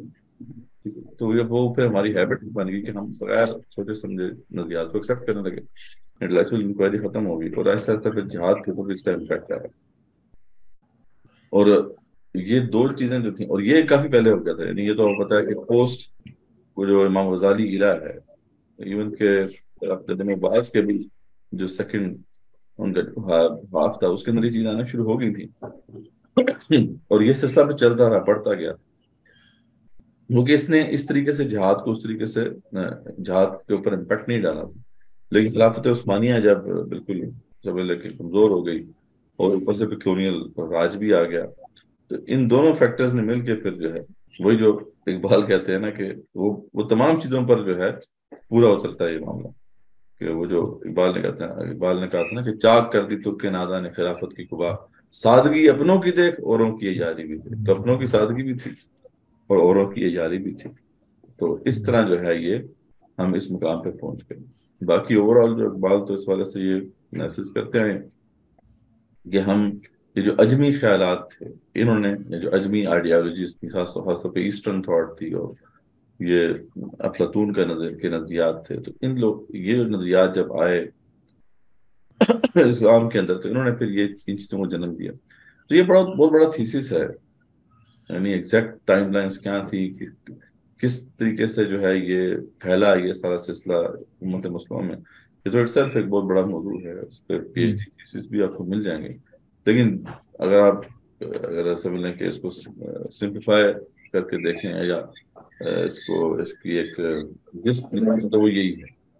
ٹھیک ہے، تو یہ دو چیزیں بنیادی آپ نے کہی نا کہ جو استعماری قوتیں تھیں انہوں نے تو ڈیفینیٹلی کہ وہ صرف انہوں نے ایک فزیکل غلبہ ہی حاصل نہیں کیا، نہیں کہ وہ جیوگرافیکلی وہ نہیں آئے، وہ آئیڈیالوجیکل انہوں نے ڈیفیٹ دی ہیں. وچ از ٹرو. یہ بات اگر ہم اس تناظر میں جب بھی دیکھتے ہیں، جب میں دیکھتا ہوں تو افریقن اور ایشین سائڈ پر جو زیادہ کولونائزڈ رہے ہیں اس طرف تو یہ بات بالکل بجا ہے. لیکن اس کے ساتھ جو دوسری بات آپ نے کی نا صوفیزم کی، لیکن صوفی کا نام تو بیسیکلی تو ریزننگ تو صوفی نے شروع کی تھی. اگر ہم دیکھا جائے علم الکلام کی بیسک جو کیریئرز تھے وہ تو صوفی ہی رہے ہیں ہمیشہ. امام غزالی کا بھی ہم نام لیتے ہیں تو امام غزالی بھی اٹ سیلف تو تصوف بھی ان کا ایک فیلڈ تھا، لیکن اپنے طور پر وہ سوالات اٹھانے اور ان کے جوابات وہ ڈھونڈ رہے تھے. تو تصوف کو خالی ہم ڈائریکٹ کہہ کہ میرا خیال ہے کہ ہم اس کو شاید نگیٹ نہیں کر سکتے. ہاں ہم یہ ضرور کہہ سکتے ہیں کہ تصوف نے جب خود اٹ سیلف اپنی وہ ڈی روٹ ہوا ہے وہ، اور اپنے اس میں جب کہہ لیں کہ وہ صرف ایک اس میں میتھڈولوجیکل اپروچ رہ گئی، اس میں وہ جو اس کی روح تھی ریزننگ کی وہ ختم ہوگی، تو وہاں سے تو ایک چیز یہ تو آتی ہے. تھوڑا سا میں یہ وضاحت تو ہونی چاہیے. آپ نے جزاک اللہ خیر آپ نے اس کو ایک چیز جو میں بڑا حیران ہوتا ہوں نا وہ میں اب یہ بیسیکلی میں ہمیشہ سوچتا ہوں کہ مڈل ایسٹرن پرسپیکٹو میں، چونکہ بات آپ نے کھولی ہے تو پھر اس لیے میں چلے ڈسکشن میں لے کر آتے ہیں اس کو. آپ رہے ہیں قطر میں، آپ نے دیکھا ہوگا، مجھے جو اتفاق ہوا میں نے عمان تھوڑا آبزرو کیا ہوا ہے، اور باقی تھوڑا بہت جہاں دوست ہیں یہ بات ہوتی رہتی ہے. سعودیہ کا بھی اندازہ ہے، ہم سب کو جانتے ہیں. یہ وہ علاقے جو کالونائزڈ نہیں رہے، یمن رہا ہے، یمن میں فرینچ کالونیز رہی ہیں، اٹالین کالونی تھی، مجھے یاد نہیں ہے. لیکن ادھر بھی اگر ہم دیکھیں جو ان کے قائد تھے وہ ہمیں پتہ ہے اچھی طرح سے، وہ they are very close to those, لیکن ایون دین وہاں سے بھی یہ ایلیمنٹ مفقود ہوتا چلا جا رہا ہے. ہاں چھپا ہوا ضرور ہے، ہمیں پتہ ہے کہ وہ چونکہ ان کے یہاں وہ حکومتیں اس قسم کی غاصب رہی ہیں کہ جنہوں نے اس کو پنپنے نہیں دیا، لیکن عقائد وائز دیکھیں تو بڑا اسٹرانگ ایک ان کا وہ بلیو ان کے اندر موجود ہے، لیکن پھر بھی وہ دبا کے رکھا گیا ہے. وہ ظاہری بات ہے وہ غصبانہ طریقے سے ہی ہے، لیکن اٹھا وہاں سے بھی کبھی کچھ نہیں. مڈل ایسٹ سے بھی یہ دونوں مسئلے وہاں پر بھی نہیں تھے، دونوں ہی نہیں تھے، نہ تصوف کا تھا اور نہ ہی کولونائزیشن کا تھا. تو یہ مڈل ایسٹرن میں وہاں پر پھر ڈفرنٹ پرسپیکٹو دیکھنا پڑے گا ہمیں پھر کے. نہیں یہ بھی اچھی آپ کی آبزرویشن ہے. اصل میں یہ ہے کہ وہ لوگ تو کیونکہ اس کلونیل جو بھی راج تھا اس کا حصہ ہی بن گئے نا، تو اس لیے وہ تو یعنی باقاعدہ انہوں نے ساتھ دیا برٹش امپائر کا باقاعدہ ساتھ دیا. تو اس لیے یعنی مطلب وہ تو اس استعماری قوت کا ساتھ دے رہے تھے، اس لیے ان کو زیادہ دیکھنے کی ضرورت نہیں پیش آئی. پھر انہوں نے ہاں ایک جو محمد عبد الوہاب رحمۃ اللہ جو تھے ان کی جو تحریک تھی اس نے تصوف کے اوپر تو کافی کاری ضرب لگائی. مجھے تصوف جس کو ہم زیر بحث لے کر ڈیفینیٹلی وہ تصوف جو کہ جسے ہم ہائر تصوف کہتے ہیں، وہ تو اس میں انٹلیکچوئل ریزننگ بھی تھی اور بڑے بڑے تھنکرس تھے. لیکن جو بعد میں تحریک ہمارے ہاں عام ہو گئی نا، تو اس کے خلاف ہی تو ایک طرح سے وہ ریئیکشن تھا نا. محمد عبد الوہاب رحمۃ اللہ جو تھے وہ اس کے خلاف ہی تو کھڑے ہوئے تھے. لیکن بہرحال وہاں پہ کیا ہوا کہ ان کی جو اسٹرگل جو تھی اس کے نتیجے میں کچھ نہ کچھ جو ہے وہ جو چیزیں تھیں وہ دوبارہ سے اپنی اوریجنل فارم میں آئیں. لیکن اس کے اوپر جو ہے وہ بیٹھ گیا آ کے آل سعود. ٹھیک ہے، اور انہوں نے پھر محمد عبد الوہاب کا اور ہمیں آل سعود سے جب ان کا ہوا ہے تو دیکھا جائے تو ایک طرف تصوف کا تو انہوں نے خاتمہ کیا، وہ بھی خاص طور پہ وہ تصوف جو کہ مس لیڈنگ تھا، لیکن دوسری طرف کرنل لارنس سے ملنے والے بھی یہی لوگ تھے. بس وہ وہی بھی بات ایک ہے نا کہ جگہ نہیں موجود ہے. میں یہ دو طریقے تھے نا، ایک تو یاری بات ہے یہ لوگ تھے جو آل سعود تھے یا پھر جو تھانی فیملی اور یہ سب لوگ، انہوں نے تو باقاعدہ جو ہے ان کو تو استعمال کیا گیا نا، ان کو تو باقاعدہ ترکان عثمانی کے خلاف استعمال کیا گیا. استعمال کیا گیا جی بالکل ایسا. انہوں نے تو غداری کی ایک طرح سے. لیکن جو محمد عبد الوہاب کی کاوش تھی وہ الگ بات ہے کہ یہ تاریخ میں بہت بڑا ایک سوال اٹھایا جاتا ہے کہ آیا ان کو یہ کانٹریکٹ کرنا چاہیے تھا آل سعود کے ساتھ یا نہیں. اگر وہ نہ کرتے اور پوری طاقت اپنے پاس رکھتے تو شاید یہاں پہ تقدیر تبدیل ہو جاتی. لیکن بہرحال وہ جو آپ کو پتا ہے سرکمسٹانسز پہ ڈیپینڈ کرتا ہے. وہ انہوں نے دیکھا ہوگا کہ اس وقت یہی سچویشن بہتر ہے، کم سے کم یہ تو ہم کریں کہ جو انہوں نے کہا تھا کہ جو ایجوکیشن سسٹم ہمارے پاس ہوگا، اور جو بھی انہوں نے بہرحال پھر کاوش کی اس کے بعد بڑا خیر اس سے برآمد ہوا. لیکن یہ ہے کہ بہرحال اس کے اوپر جو وہ حکومت بٹھا دی، جیسا آپ نے کہا بالکل صحیح کہا کہ وہاں پہ اب یہ سوچ جو ہے وہ تو پیور شکل میں جب آپ ڈسکس کریں گے نظریات کو تو یہ تو پھر زیر بحث آئے گی. لیکن اس کے اوپر ایسا انہوں نے جبرانہ نظام مسلط کر دیا، اور یہ جو مسلط ہوا یہ پورا کلونیل راج کی مدد سے ہوا. یعنی آپ بھی اب دیکھ لینا کہ جو بھی وہاں پہ یہ تو کالونیز ہیں ان کی. آل سعود کو سپورٹ تو ادھر سے آئی تھی نا بیسیکلی، جب وہ انہوں نے شریف اتنا زور سے اس کو دبایا کہ وہ مطلب وہ اس کی. لیکن کیا ہوا کہ وہ اس سے فائدہ کیا لیں کہ وہ جو اسپرٹ تھی وہ تو زندہ ہوگی اندر، یعنی اوپر سے جبر تھا اندر اسپرٹ زندہ تھی. اس سے فائدہ یہ ہوا گیا کہ پوری دنیا پھر یہ جو لوگ ہیں پھر پھیلتے گئے. اسی سے پھر یہ جو بعد میں ہم دیکھتے ہیں کہ اخوان کے ساتھ بھی لوگ مل گئے، کچھ لوگ اب یہ جو مختلف موومنٹس چلی ہیں جہادی موومنٹ جنہیں کہتے ہیں، تو ان کی بنیاد جا کر دیکھیں تو وہ کی مڈل ایسٹ پہ ملے گی آپ کو. ٹھیک ہے، یہیں سے وہ لوگ وہ جذبہ تو مل جاتا تھا لیکن اب وہاں تو کچھ کر نہیں سکتے تھے تو وہ پھر دنیا میں پھیلے. تو لیکن وہی بات ہے کہ وہاں پہ جو ایک اس کے اندر لمیٹیشن تھی وہ یہ تھی کہ وہاں بڑے کہتے ہیں نا کہ یہ کانسیپٹ بڑے سمپلیفائڈ فارم میں موجود تھا. یعنی اس کے اوپر کوئی ریزننگ، کوئی حالات کے جو موجودہ دور ہے اس کی اسٹڈی وہ کیونکہ نہیں تھی، تو یہ بس وہ لوگ نکلے ان کے نزدیک کدال سے مراد بس بندوق اٹھا کے لڑنا ہے. تو اس لحاظ سے وہ جذبہ تو بہت تھا اور اس کی وجہ سے پھر لڑائی بھی بہت انہوں نے کی، لیکن پھر بعد میں استعمال بھی ہوئے استعماری قوتوں کے ہاتھوں.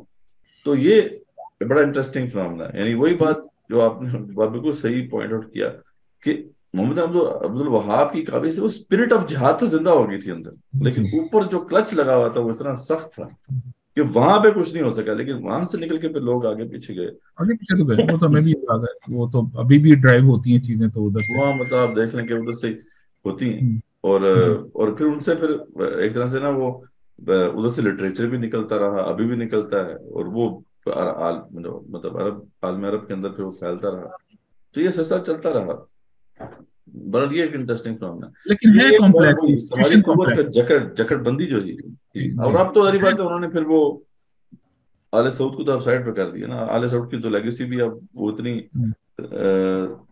اسٹرکٹلی اپنے ان نظریات پہ نہیں رہی تھی، اور ان کے اندر سے یہ نظریہ تو نکال دیا تھا انہوں نے جہاد والا. تو اب بس وہ سمجھ لیں کہ یہ بھی معاملہ جو ہے سائڈ پہ دیکھا جائے تو بیسیکلی یہ بڑا کانشیس ایفرٹ ہوئی ہے اس کے اوپر، جو اگر تھوڑا سا بھی دیکھتے ہیں بڑی کانشیس ایفرٹ کی گئی ہے اس کانسیپٹ کو. اور ان کو پتا تھا کہ دیکھیں جہاد فی سبیل اللہ کی طاقت کو وہ پہچانتے جی.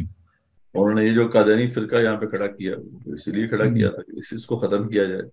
پھر صوفیہ اور اس طرح کے جو نظریات تھے ان کو پھر ہوا دی، ان کو پھیلایا. پھر تو وہی اقبال کہتے ہیں نا، مست رکھو دل و فکر صبح گاہی میں سے، مقتدر کر دو مزاج خان کاہی میں سے. تو یہ اقبال نے ایسی تو بات نہیں کی تھی نا. یہ تو پورا جو ان کا لٹریچر ہے اگر آپ اس کو پڑھیں تو اس میں تو یہی تو ہے مین چیز کہ مسلمانوں کے اندر سے یہ جو ڈنگ ہے نا یہ نکال دیا جائے. مسلمان بس پھر وہ ان کے اوپر حکومت کرنا آسان ہوگا. اچھا اگر یہ ختم نہیں ہوتا تو جو ہے بچ گیا اس کو استعمال کیا جائے اسٹریٹجیکلی اپنے مقصد کے لیے استعمال کیا. جی جی بالکل جی بالکل وہی انہوں نے کیا اور آج بھی وہ کر رہے ہیں. آج بھی آپ دیکھیں کہ وہاں پہ جو جہاں سے میں آیا ہوں تو وہاں پہ جو ہے ساری تحریکیں ان کے ہیڈ کوارٹرز ہیں. تو اب یہ کیا کیسے ہے، مطلب امریکن کالونی ہے نا وہ بھی، ہاں جی، لیکن وہاں پہ سب کو پناہ دی گئی ہے. مطلب مزے کی بات بڑی انٹرسٹنگ ہے، ساری جو ٹاپ ٹیئر لیڈرشپ ہے آپ کی وہاں پہ موجود ہے. ٹھیک ہے، تو کس لیے وہاں پہ ان کو پناہ ملی؟ یہ سوچنے والی بات ہے. وہ اسی لیے پناہ ملی ہے کہ جب بھی کوئی اس طرح کا جب ان کا جیو پولیٹیکل بڑا ہوگا تو اس کو دوبارہ سے ایکٹیویٹ کر دیں گے اس جہادی. جی ایسے ہی مطلب وہ ایک ہی بات ہے نا کہ جب when it was needed تو ہمارے نصاب میں ہی پڑھایا جا رہا تھا، when it was not needed تو چیزیں 180 ڈگری اپوزٹ جا رہی تھیں. اور ان کے اپنے ڈیزائن تھے، اللہ کے بھی اپنے ڈیزائن تھے. چلو انہوں نے اپنے مقصد کے لیے جس کو یہاں پہ آبیاری کی اس نظریے کی وہ الٹا پڑ گیا.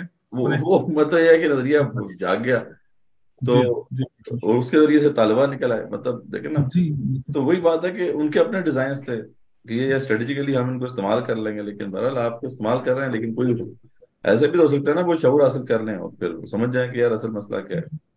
طالبان یہی تو اس کا پروڈکٹ ہے اسی ساری اسٹرگل کا. اس کے پیچھے جو آبیاری کی ہے اس کی ساری وہ تو ویسٹ سے سارا پیسہ بھی ہے، فنڈ بھی ہے. جب اسی وجہ سے پاکستان میں جو اسلامائزیشن ہو گئی مطلب آپ سوچ نہیں سکتے تھے پاکستان میں اسلامائزیشن ہو سکے گی. جی پولرائزیشن تو انتہا پہ ہے نا اس وقت، ایسی کلیئر نظر آ رہی ہے پولرائزیشن. بے شک ہے، لیکن آپ دیکھیں پاکستان میں جو اسلامائزیشن ہوگی ضیاء کے ذریعے سے، جی آپ سوچ نہیں سکتے تھے کہ یہ اسلامائزیشن ہوگی. بالکل. چلیں بات ختم کرتے ہیں. پہ جا رہا تھا پاکستان ابھی پیورلی سیکولر بن چکا ہے. جی وہ جو ہمارے جو رولرز پچھلے میں نام نہیں لیتا جو رہے ہیں جنہوں نے لبرلزم کے نعرے لگائے تھے تو کلیئرلی نو کہ ڈائریکشنز کیا تھیں اس وقت. تو بہرحال خیر وہی آپ والی بات ہے کہ اللہ تعالیٰ کا گیم پلان ہے وہ ایک پلان ایسا ہے کہ اس کی وجہ سے آپ دیکھیں ضیاء نے جتنے بھی کرائے، اس لیے تو سیکولر جو ہیں وہ گالیاں دیتے ہیں نا ضیاء کو. ضیاء تو جب ان کے تو مطلب جاگ نکلنا شروع ہوتی ہے کیونکہ ان کو پتا ہے، کیونکہ انہوں نے اسٹڈی کیا نا. مطلب ساری بات ہے، ہم تو اسلامی جو لوگ ہیں ہمارے اندر پڑھنے کا رجحان کم ہی ہے، جذبہ ہی زیادہ ہے. لیکن وہ جو سیکولر لابی ہے یا لیفٹ کی لابی ہے وہ تو پڑھنے جی ایسا ہی ہے. وہ خاص طور پہ جب آپ اس پورے سینیریو کو ہسٹوریکل کانٹیکسٹ میں دیکھتے ہیں تو ضیاء آپ کو ایک سٹینڈ آؤٹ کرتا نظر آتا ہے کہ یار یہ جو ضیاء کا دور تھا اس میں جتنی اسلامائزیشن ہو گئی یہ اللہ کی طرف سے ہی ہوگی، ورنہ یہ اتنی اسلامائزیشن اور کبھی ہو ہی نہیں سکتی تھی. جی ایسے ہی. اس سے پہلے کی جو تھے وہ ابھی بھی مطلب لے مین ایگزامپل بھی دیں. اس سے پہلے کہ اگر ہم وہ ڈرامے بھی دیکھیں تو میرا خیال ہے آج کل کا ڈرامے بھی شاید ان کو پورا نہ پڑتے ہوں. مطلب جو بھی دیکھ لیں یار فوج کے اندر جو اس نے جو کیا ہے کام، مطلب یہ سارے وہاں پہ تو یہاں باقاعدہ بال رومز تھے، باقاعدہ ایٹیکیٹ، شراب سارے نعرے جو تھے، ہاں سارے جو نعرے ہر ڈویژن کو جو دیے گئے سارے اسی دور، نو ڈاؤٹ ہے ہر چیز کا خیر اپنا پلس مائنسز ہوں گے.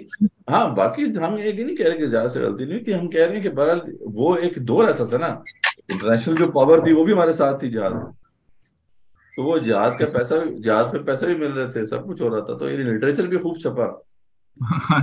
یہ جو مولانا مودودی کی جو تفہیم ہے یہ پشتو زبان میں ٹرانسلیٹ ہو کے تب مطلب خوب چلی ہے افغانستان. تو یہ سارے نظریات پھر وہاں پہ جا کے انہوں نے پھر وہاں پہ ایک اٹھایا نا مطلب سلسلہ. آپ نے وہ بک پڑھی ہے سلیم شہزاد کی القاعدہ بیونڈ 9/11؟ سلیم شہزاد کی میں نے نہیں پڑھی، ویسے وہ پڑھنے والی ہے، ویسے ان کو میں بہت فالو کیا کرتا تھا جب وہ ایشیا ٹائم میں لکھتے تھے. اللہ تعالیٰ بس مغفرت کرے بیچارے. بہرحال وہ بھی ایک پورا ایپیسوڈ ہے، پڑھنے والی کچھ چیزیں بڑی مزے کی انٹرسٹنگ ہیں اس میں. اگر آپ کے پاس پی ڈی ایف ہے تو ضرور شیئر کریں گے. ہارڈ کاپی ہے اس کی. تو بالکل ہاں بھائی زبردست ڈسکشن ہے یہ، بالکل یہ بہت امپورٹنٹ پوائنٹ ہے کہ ہم دیکھیں کہ یہ کہاں سے ہوگا. اور اب دیکھیں کہ یہ اتنا بڑا نظریہ ہے جہاد و قتال فی سبیل اللہ کا. یہ اچھا ہمیں لوگوں نے، اقبال نے یہ تو کہا نا، اقبال کا پورا تھیسس کیا تھا، ہمیں انہوں نے صلاح دیا کہ خود وہاں پہ جہاد کی کال دے دی. مطلب مزے کی بات یہ کہ جو رائز آف دا ویسٹ ہے یہ تو ہمیں نظر آتا ہے کہ جناب یہ رینیسانس ہے اور پھر یہ ساری چیزیں ہیں، لیکن یہ دیکھیں کہاں سے سلسلہ شروع ہوا تھا. جب پوپ گریگوری II جو تھا اس نے کروسیڈز کا حکم دیا تھا. تو اقبال وہی کہتے ہیں نا کہ جناب یہ کیا چکر ہے کہ فتویٰ ہے شیخ کا کہ زمانہ قلم کا ہے، دنیا میں اب رہی نہیں تلوار کار کی. اقبال کہتے ہیں کہ یہ ذرا کوئی پوچھے ان پیرانے کلیسا نواز سے، وہ مشرق میں جنگ شر ہے تو مغرب میں بھی ہے شر. یعنی تسی تواڈے فتوی ساڈے واسطے رہ گئے نا، اوتھے مولوی کہہ رہے ہیں جہاد کرو. ایسے ہی ہے، بش نے بھی تو کروسیڈرز کہہ ہی دیا تھا ایک دفعہ. جی جی بالکل. بلکہ میں آخری بات ایک کروں نا، میں پچھلا یوٹیوب پہ ایک ویڈیو دیکھ رہا تھا، امریکن کسی بندے کی تھی، اس نے ایک بڑی انٹرسٹنگ ریسرچ کی. اس نے پینٹاگون کے وہ سارے اٹھائے جو وہ کلیم کرتے تھے کہ ہماری سیٹلمنٹس ہیں، military settlements out of America. پھر ایک پروفیسر تھا، اس کی ریسرچ اس نے اٹھائی اور پھر خود اس نے ریسرچ کی گوگل میپس کے اوپر. اٹ واز اراؤنڈ 120+ اسٹیبلشمنٹس چھوٹی بڑی ملا کے. اور ہمیں سبق کیا دیتے ہیں یہ، مطلب جسٹ امیجن کہ 120 بچے کو پڑھایا جاتا ہے کہ یار یہ امریکن جو ہیجمنی ہے وہ قائم رہنی چاہیے. کنٹینمنٹ آف چائنا پڑھایا جاتا ہے، کنٹینمنٹ آف رشیا پڑھایا جاتا ہے. یہ کیا ہے مطلب واٹ از دس؟ اگر یہ جہاد نہیں ہے تو کیا ہے؟ تو یعنی ہمیں صلاح کے ایسے ہی کہتے ہیں باطل کے فر کی حفاظت کے واسطے یورپ زرا میں ڈوب گیا دوشت کمر، وہ دوشت کمر زرا میں ڈوبا ہوا ہے اور تم میں فتوی سنا رہے ہو. تو یعنی وہ یہ کروسیڈز تھے، یعنی جہاں سے پھر بعد میں یہ پہلے جو کلونیلز ہوتے وہ کروسیڈرز ہی تھے، وہ آہستہ آہستہ پھر وہ بڑی طاقتیں بنتی چلی گئیں. تو اسپرٹ آف جہاد تھا جس نے ویسٹ کو کھڑا کیا تھا. اور مزے کی بات یہ ہے کہ ان کے دین میں تو اس کا یہ تھا بھی نہیں. مطلب وہ تو کہتے تھے جناب جیزس پیس جیزس لو، ٹھیک ہے. تو ان کو جناب انہوں نے کہا جی کروسیڈز کرو. اور ہمارا تو دین پورا یعنی دیکھیں قرآن کا پورا بیانیہ اس کے اندر ہے. مطلب پوری دینی اسلام کا ایک بہت بڑا جو ہے موضوع یہ ہے، اور ہمارے لوگوں کو سنا دیا، اس کہانی پہ ڈال دیا آپ نے پیسفل ہو جاؤ بس. اور بس اب تو آپ کو پتا ہے کہ انفارچونیٹلی جو مسلمان جو مسلم لینڈس میں رہ رہے ہیں اب، کیونکہ ان کے پاس انگلش اچھی بول لیتے ہیں اور پھر ان کے پاس ذرائع ابلاغ اچھے ہیں، وہ انفلوئنشل بھی ہو گئے ہیں. اب وہاں پہ جو رہ رہے ہیں وہ تو بالکل جہاد کو جو ہے چھوڑتے نظر آ رہے ہیں، اور اس کا امپیکٹ ہے پوری مسلمان پڑ رہا ہے. تو بہرحال یہ ایک معاملہ ہے. حالانکہ یہ ایک ایسا بڑا فریضہ ہے کہ اس کے بغیر تو کوئی قوم نہیں کھڑی ہو سکتی. تاریخ انسانی میں کوئی قوم ایسی نہیں ہے کہ جو اس کے بغیر کھڑی ہو سکے. اسپرٹ ہی ختم کر کے رکھ دی ہماری سوسائٹی میں سے. یہ بہت بڑا المیہ ہے.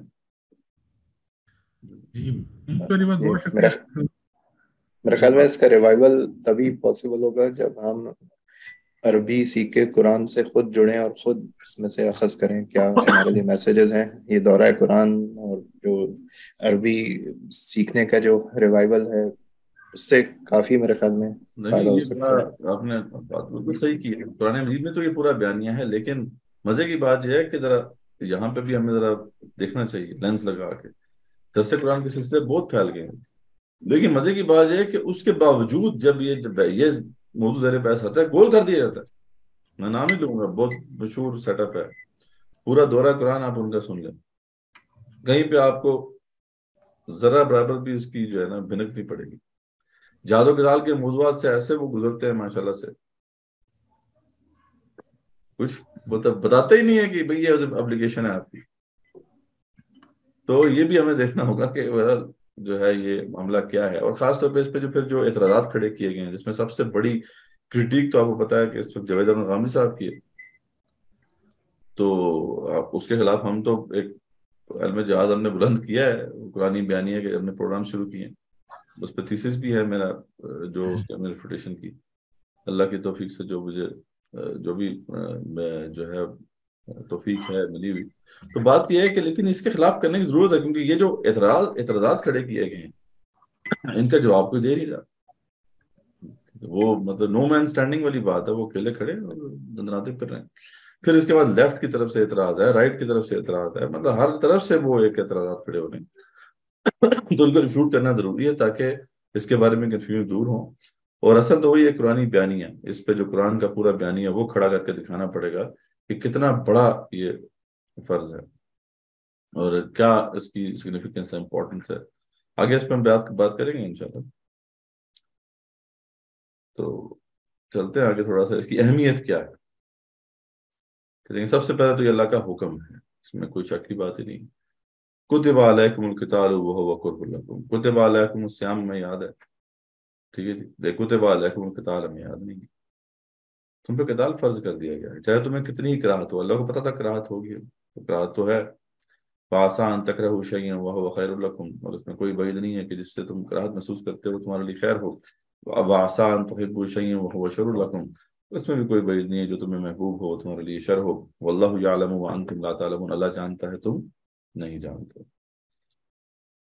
پھر جہاد نہیں تو ہدایت نہیں۔ اللہ تعالیٰ قرآن میں بالکل واضح فرماتے ہیں، قُلْ إِنْ كَانَ آبَاؤُكُمْ وَأَبْنَاؤُكُمْ وَإِخْوَانُكُمْ وَأَزْوَاجُكُمْ وَعَشِيرَتُكُمْ وَأَمْوَالٌ اقْتَرَفْتُمُوهَا وَتِجَارَةٌ تَخْشَوْنَ كَسَادَهَا وَمَسَاكِنُ تَرْضَوْنَهَا، یعنی انہوں نے بتا دیں رسول اکرم صلی اللہ علیہ وسلم، اگر ان کے باپ، ان کے بھائی، ان کے بیٹے، ان کے بھائی، ان کی بیویاں اور ان کے رشتہ دار، یہ 5 محبتیں ہوگی، وہ مال جو یہ جمع کرتے ہیں ان کی محبتیں، وہ تجارتیں جن کے ایمان پڑنے کا انہیں ڈر رہتا ہے ان کی محبتیں، اور وہ گھر جو یہ بناتے ہیں بڑے شوق سے۔ احب الیکم من اللہ ورسولہ وجہاد فی سبیلہ، ان کے نزدیک زیادہ محبوب ہیں اگر اللہ، رسول اور جہاد فی سبیل اللہ کی محبت سے۔ فتربصوا، یہ انتظار کریں، حتی یاتی اللہ بامرہ، یہاں تک کہ اللہ کا فیصلہ آ جائے۔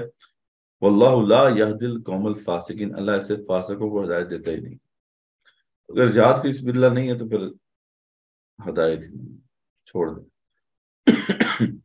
پھر جہاد فی سبیل اللہ نہیں ہے تو ایمان ہی نہیں، واضح طور پر فرماتے ہیں۔ سورہ حجرات میں آتا ہے قالت الاعراب آمنا، یہ بدو کہتے ہیں ہمیں مان لیا ہے، قل لم تؤمنوا ولکن قولوا اسلمنا، تم یہ کہہ لو کہ کہہ سکتے ہو اسلام لائے ہیں، تو اسلام ہم لے کر آئے ہیں، یہ تو ٹھیک ہے، لیکن تم یہ دعویٰ نہیں کر سکتے کہ تم ایمان لائے۔ ولما يدخل الايمان في قلوبكم، ایمان تمہارے دلوں میں داخل نہیں ہوا ہے، وان تطيعوا الله ورسوله، اگر تم اللہ کے اور اس کے رسول صلی اللہ علیہ وسلم کی اطاعت کرتے رہو گے، لا يلدكم من اعمالكم شيئا، اللہ تعالیٰ کی یہ چھوٹ ضرور ہے کہ بغیر ایمان کے بھی تمہارے اعمال ضائع نہیں کرے گا، ٹھیک ہے، ان اللہ غفور رحیم، کیونکہ اللہ تعالیٰ غفور رحیم ہے۔ لیکن یہ دعویٰ نہ کرو کہ تم مومن ہو۔ مومن کون ہے؟ انما المؤمنون الذين آمنوا بالله ورسوله، مومن تو بس وہی ہیں جو ایمان لاتے ہیں اللہ اس کے رسول صلی اللہ علیہ وسلم پر، ثم لم يرتابوا، اور پھر اس میں وہ شک نہیں کرتے، وجاهدوا باموالهم وانفسهم في سبيل الله، اور جہاد کرتے ہیں اللہ کے راستے میں اپنے جانوں سے، اپنے مالوں سے۔ اولئک هم الصادقون، یہ ہیں جو اپنے دعوی ایمان میں سچے ہیں۔ تو جہاد نہیں ہے تو ایمان ہی نہیں ہے، کی اہمیت دیکھیں کیا ہے۔ جہاد نہیں ہے تو نجات ہی نہیں، ختم بات، کوئی آخرت پہ جو ہے نجات نہیں ملے گی جب تک کہ جہاد فی سبیل اللہ کی اوبلیگیشن ادا نہیں کیا جائے گا۔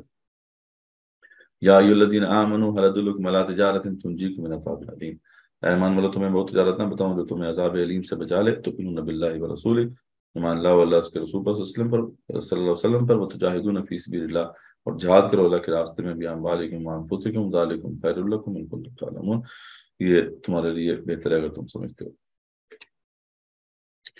تو یہ جہاد مومنین و منافقین میں چھانٹی کی کسوٹی ہے، بالکل واضح قرآن میں کہ جہاد ہی کے ذریعے اللہ تعالیٰ کسوٹی یہ ایک چھانٹی کرے گا، اس دنیا میں بھی اور آخرت میں بھی، روز محشر بھی اس کی چھانٹی ہو کے رہے گی۔ اللہ ہمارے ماں کان اللہ لیذر المؤمنین، مومنوں کو اللہ تعالیٰ نہیں چھوڑے گا علی ما انتم علیہ، جس کے اوپر وہ ہیں جس حالتوں میں، حتی یمیز الخبیث من الطیب، جب تک کہ خبیث کو طیب سے علیحدہ نہ کرتے۔ یا پھر اللہ فرماتے ہیں وَلَنَبْلُوَنَّكُمْ حَتَّى نَعْلَمَ الْمُجَاهِدِينَ مِنْكُمْ وَالصَّابِرِينَ وَنَبْلُوَ أَخْبَارَكُمْ، اللہ تعالیٰ تمہیں یقیناً آزما کے رہے گا، یہاں تک کہ اللہ جان لے کہ تم میں سے جہاد کرنے والے کون ہیں جو ہے صبر کرنے والے ہیں، اور تمہاری حالتوں کو بھی جو ہے وہ پرکھ کے رہے گا۔ کیونکہ سسٹر پریا بھی ہیں یہاں پر، تو ظاہری بات ہے جہاد و قتال فی سبیل اللہ کے والے سے یہ ضرور ہے کہ خواتین کے اوپر یہ اس طریقے سے ڈائریکٹلی اوبلیگیشن نہیں ہے، یہ مردوں کے اوپر ہے، خواتین کے اوپر، لیکن یہ ذمہ داری ضرور ہے کہ وہ اس اوبلیگیشن کو بیان کریں۔ انفارچونیٹلی یہ ہو رہا ہے کہ خواتین کے ہاں جو قرآن کا سلسلہ کافی زیادہ اس وقت پھیلا ہوا ہے، تو اس کے اندر یہ بات زیر بحث نہیں آ رہی۔ کیوں بھی زیر بحث نہیں آ رہی؟ ٹھیک ہے اوبلیگیشن خواتین کے اوپر اس طریقے سے نہیں، لیکن وہاں ان کو خواتین کے اوپر تو یہ ہے کہ انہوں نے عبادت کرنی ہے اور دعوت تبلیغ دین کرنی ہے، اس کے علاوہ پھر ان کی اور اوبلیگیشنز بھی ہیں، وہ پھر خاوند کی اطاعت ہے اور دیگر چیزیں، لیکن یہ مردوں کی اوبلیگیشنز تو ہیں، اور خواتین ہی نے تو پھر وہ مرد تیار کرنے ہیں، تو اس لیے ان کے ہاں بھی بالکل کلیئرٹی کے ساتھ یہ بات آنی چاہیے کہ یہ اوبلیگیشن ہے۔ تو یہ بات ایک جو ہے اس کو ذہن میں رکھنا چاہیے۔ دوبارہ جی یہ جو ہے یہ تو اس کی اہمیت ہو گئی، ٹھیک ہے، کہ جہاد اللہ کا حکم ہے، جہاد نہیں ہے تو ہدایت نہیں ہے، جہاد نہیں ہے تو ایمان نہیں ہے، جہاد نہیں ہے تو نجات نہیں ہے، اور جہاد کے ذریعے سے یہ اللہ تعالیٰ مومنین و منافقین میں تفریق کریں گے، اس دنیا میں بھی یہ چھانٹی ہو کے رہے گی، اور روز محشر پل صراط کے اوپر بھی یہ چھانٹی ہو کے رہے گی۔ سورہ حدید میں اس کا ذکر ہے۔ اب لوگ ایک مطلب دیکھیں نا، اتنا بڑا فرض ہے کہ اللہ تعالیٰ نے اس کی پوری حکمتیں بیان کی، یعنی ایسی بات نہیں ہے کہ بس ایک مطلب کچھ شاذ آیت ہے قرآن کی ہم اس کو اٹھا کے ہم پیش کر رہے ہیں، اللہ تعالیٰ یہ مناسب ہے کہ حکم دے رہے ہیں، بلکہ اس کی پوری وزڈمز بیان کر رہے ہیں کہ کیوں یہ ضرور، مطلب اتنا بڑا ظلم ہوا ہے نا اس اپلیکیشن کے ساتھ کہ اس سب کے باوجود اس کو غائب کیا جا رہا ہے، اور مسلمان کر رہے ہیں، اپنے بھائی کر رہے ہیں۔ سب سے پہلے اللہ تعالیٰ فرماتے ہیں کہ اس کی حکمت کیا ہے، اگر تم یہ نہیں کرو گے تو کفر کا فتنہ جو ہے چار سو پھیل جائے گا۔ کفر کا فتنہ کیا ہے؟ اللہ کے احکامات نافذ نہ ہو اور مسلمان مرتد ہو جائیں گے۔ تو مطلب یہ ہے کہ یہ صرف مسئلہ ایسا نہیں ہے کہ جی اللہ کا دین غالب ہوگا تو پھر یہ ہے کہ جو کفار ہیں وہ اسلام کی طرف آ جائیں گے، نہیں، تم اپنے بچاؤ کے لیے سوچو، اور اس کے لیے اللہ تعالیٰ فرماتے ہیں وَلَا يَزَالُونَ يُقَاتِلُونَكُمْ حَتَّى يَرُدُّوكُمْ عَنْ دِينِكُمْ إِنِ اسْتَطَاعُوا۔ وہی بات وہ جو اقبال نے کی کہ وہ تم تو کہہ رہے ہو فتویٰ دے رہے ہو نہ لڑائی کرو، وہ کہہ رہے ہیں جنگ کرو، جہاد کرو، وہ تو ساری جو تہذیب ہے کھڑی اس کے اوپر ہے۔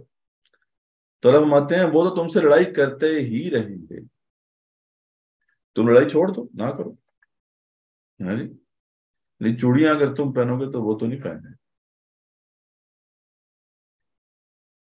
تو وہ تو نہیں پہنیں گے، وہ تو لڑائی کرتے رہیں گے۔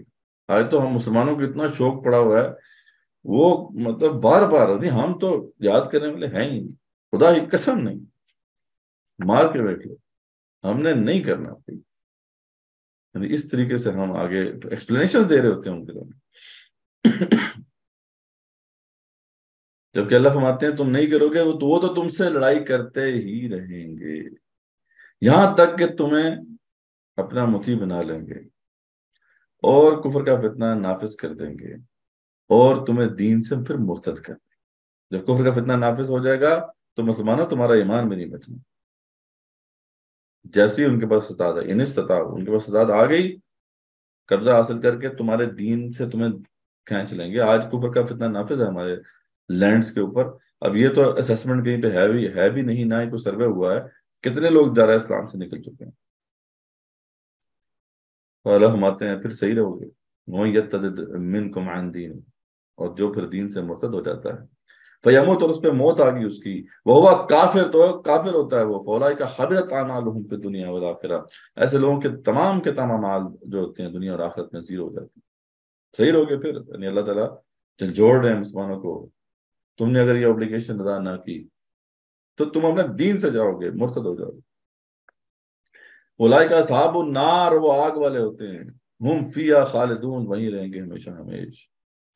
تو اس لیے کان کھول کے سن لو، اللہ فرماتا ہے یہ میرا ورڈکٹ ہے. یہ پوری بحث اس کے پیچھے پورا بیانیہ ہے، اس پہ کنکلوڈ کیا اللہ تعالیٰ نے کہ اللہ فرماتے ہیں ان الذین آمنوا والذین ہاجروا وجاہدوا فی سبیل اللہ، کہ بے شک وہ لوگ جو ایمان لائے، جنہوں نے پھر ہجرت کی اور جہاد کیا میرے راستے میں، اللہ کے راستے میں، اولئک یرجون رحمت اللہ، میری رحمت کے امیدوار اگر ہیں تو وہ، ان کو رحمت کی امید رکھنی چاہیے، اور کسی کو رحمت کی امید نہیں رکھنی چاہیے. اولئک یرجون رحمت اللہ واللہ غفور رحیم، ہاں اللہ ان کے لیے غفور رحیم، انکنڈیشنل رحمت نہیں ہے.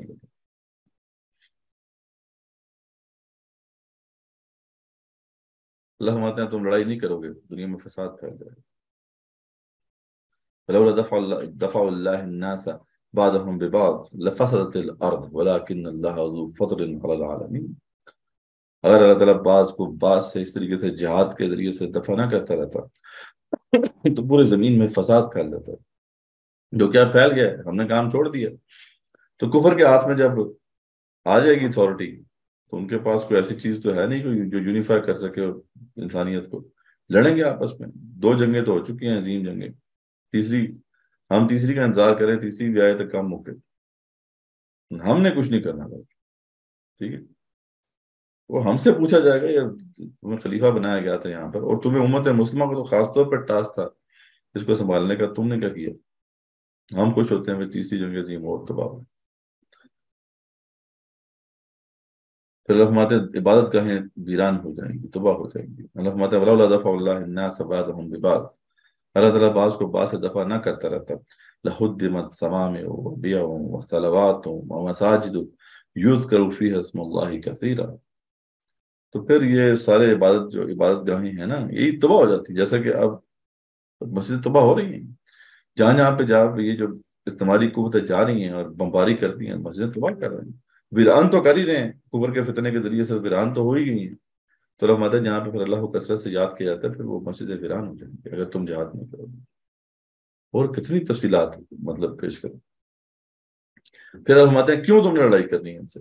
کیونکہ مشرکین اور اہل کتاب کے پاس اقتدار چلا جائے تو جو اس کے حقدار نہیں، یعنی ان کے پاس جو اقتدار کا جانا یہی صحیح نہیں ہے، کیونکہ یہ اس کا حق ہی نہیں رکھتے. کیوں؟ کیونکہ یہ کافر ہیں، مشرک ہیں. بہت سخت آیات ہیں آج کل، یہ تو دورہ قرآن کرانے والے جو ہیں یہ نہیں پڑھتے، اللہ ماشاء اللہ. یا ایھا الذین آمنوا انما المشرکون نجس، اے ایمان والو مشرکین جو ہیں وہ نجس ہیں، گندے ہیں. فلا یقربوا المسجد الحرام بعد عامہم ھذا، اس سال کے پاس، ایک بڑا اعلان برات ہے نا یہ، اس سال کے بعد یہ صرف مسجد حرام کا ذکر نہیں ہو رہا. بعض اس کی یہ انٹرپریٹیشن کر کے نیا فسوہ لے کے آتے ہیں کہ مسجد حرام کو پاک کر دو. نہیں، مسجد حرام کی بات نہیں ہو رہی. فلا یقربوا المسجد الحرام، مسجد حرام اور اس کا قرب و جوار، یہ وہ قرب و جوار وہ ہے جو پورا جزیرۃ العرب ہے، یعنی پورا جزیرۃ العرب جو ہے، اللہ فرماتے اس میں تو مشرک جو ہیں یہ رہ ہی نہیں سکتے، ان کا حق ہی نہیں ہے، کیونکہ یہ گندے ہیں. یہ زمین پاک ہے میری، اس کو صاف کرو. یہ ریزن، سیدھی بات. وَإِنْ خِفْتُمْ عَائِلَةً فَسَوْفَ يُغْنِيكُمُ اللَّهُ مِنْ فَضْلِهِ إِنْ شَاءَ. اگر تمہیں خوف ہے کہ تم مطلب ماندی آ جائے گی تمہارے اوپر، نہیں فکر نہ کرو، ہم تمہیں عنقریب اپنے فضل سے غنی کر دیں گے. سوال پیدا ہو سکتا تھا کہ اگر یہ نہیں آئیں گے تو پھر بزنس نہیں ہوگا تو پھر تجارت کیسے ہوگی؟ تو اللہ نے کہا فکر نہ کرو، ہم تمہیں غنی کر دیں گے. ان اللہ علیم حکیم، اللہ جانتا ہے اور وہ حکیم ہے. اور یہ تو حکم ہے سرزمین عرب کا، جزیرۃ العرب کا، کہ وہاں پہ کوئی کافر رہ ہی نہیں سکتا. اس سے باہر کا جو معاملہ ہے وہ کیا؟ اللہ فرماتے ہیں قاتل الذین لا یؤمنون باللہ ولا بالیوم الآخر، قتال کرو ان سے جو نہیں مانتے اللہ کو، جو نہیں مانتے آخرت کے دن کو. ولا یحرمون ما حرم اللہ، حرم اللہ و رسول، جو اللہ اور اس کے رسول نے جو چیزیں حرام ٹھہرائی ہیں وہ یہ ان کو حرام نہیں ٹھہراتے. ولا یدینون دین الحق، دین حق کو تسلیم نہیں کرتے. سارے کافر آ گئے اس میں. ان سب سے طاقت چھین لو، قتال کرو ان سے. من الذین اوتوا الکتاب، اور یہ نہ سمجھو یہ سارے جو کافر ہیں ان کے اندر اہل کتاب شامل نہیں، اہل کتاب بھی شامل، سب سے لڑائی کرنی. حتیٰ یعطوا الجزیہ، یہاں تک یہ جزیہ دیں، عن ید وہم صاغرون، اور چھوٹے ماتحت ہو کے رہیں. سیدھی بات ہے. ان سے پوزیشن اتھارٹی چھین نہیں ہے. they don't have the right, they don't deserve to have it. چھین لو. یعنی اتنی تفصیل سے اللہ تعالیٰ نے چیزیں بیان کی، اس کے باوجود بھی یعنی یہ چیز جو ہے وہ غائب ہو جائے. اور اللہ فرماتے ہیں مومنین منافقین چھانٹی نہیں ہو سکے گی جو اللہ کی نصرت کے لیے ضروری ہے. جب تک کہ چھانٹی نہیں ہوگی اس وقت اللہ تعالیٰ اپنی نصرت اہل ایمان کو نہیں دے گا جو اللہ نے نصرت دینی. تو اللہ فرماتے ہیں وَلَوْ نَشَاءُ لَأَرَيْنَاكَهُمْ فَلَعَرَفْتَهُمْ بِسِيمَاهُمْ. اللہ فرماتے ہیں کہ ایک چھانٹی کا یہ راستہ بھی تھا کہ ہم ان کی شکلیں آپ کو دکھا دیتے منافقین کی، اور آپ ان کو سائڈ پہ کر لیتے. وَلَتَعْرِفَنَّهُمْ فِي لَحْنِ الْقَوْلِ، تو آپ ان کی باتوں کے انداز سے کچھ پہچان ہی جاتے ہیں ان کو.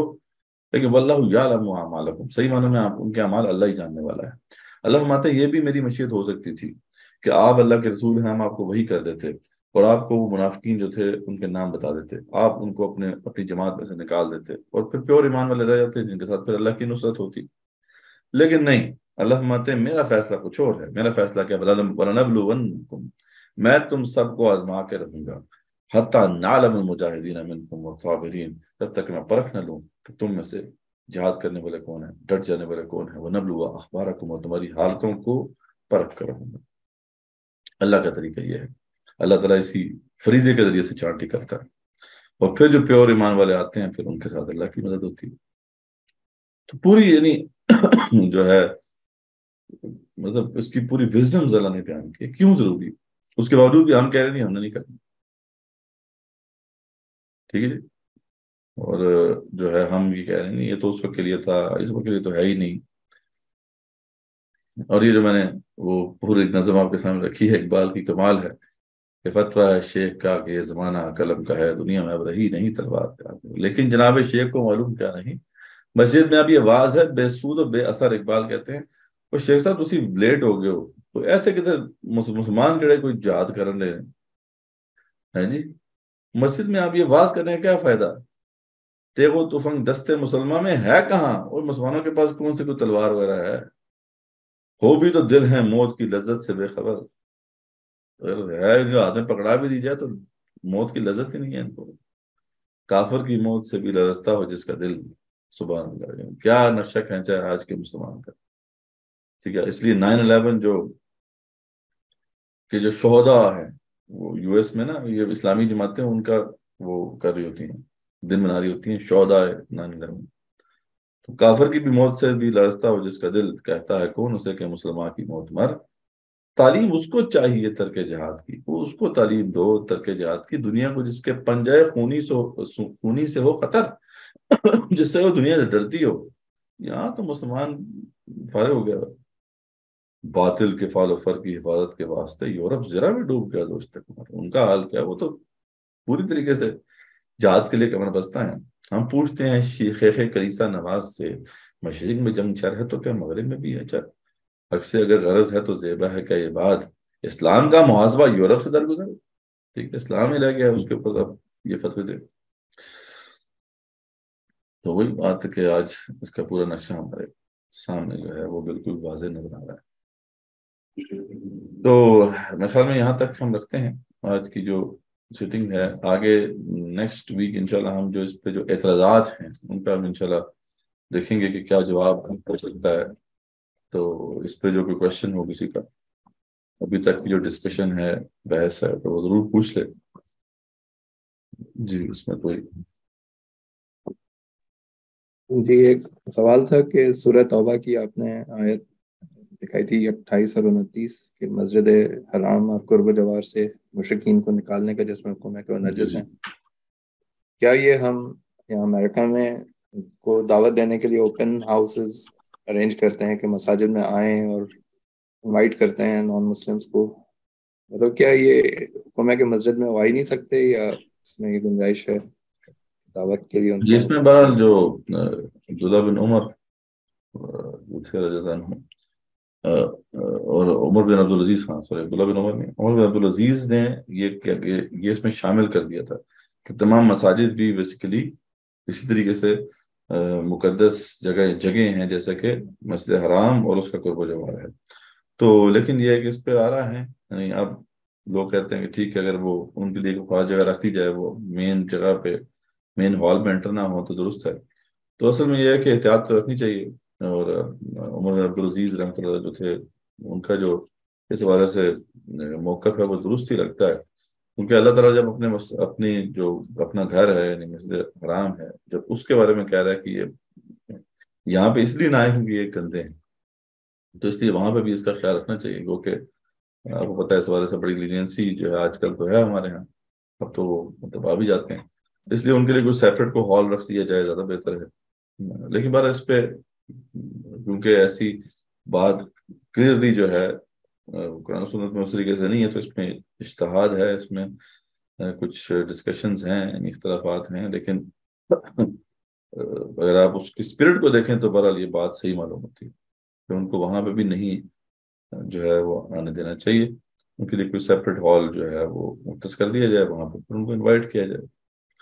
لیکن بہرحال یہ کرنا فیسٹ کے اندر تو بڑا مشکل ہے.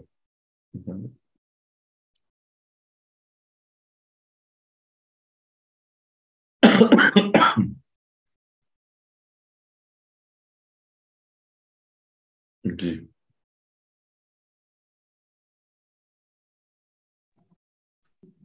آج سجاد صاحب خاموش ہیں کافی. جی سر میں سن رہا ہوں، بس اس میں سے چند منٹ کو مہمان آئے، آپ کی آواز کلیئر نہیں آ رہی سر.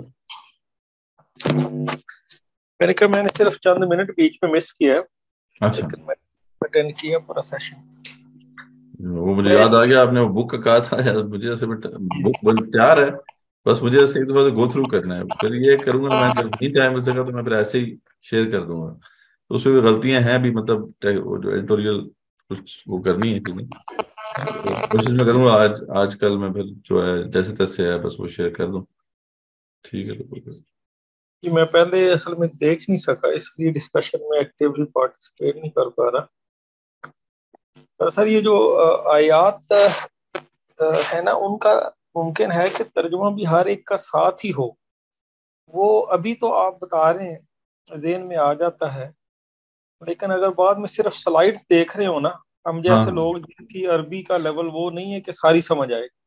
چلیں میں کوشش کروں گا کہ اس کے نا نیچے جو کومنٹس ہے اس کے اندر اس کے ترجمے ڈال دوں، یعنی ہر ایک جو بھی آیت ہو اس کا ترجمہ بھی ساتھ ہی ہونا، تو وہ میرا خیال ہے کہ صرف سلائڈ دیکھ کے نا ایک ریویژن ہو سکتی. صحیح ہے. میں کوشش کرتا ہوں کہ اس کو ڈال دوں انشاءاللہ.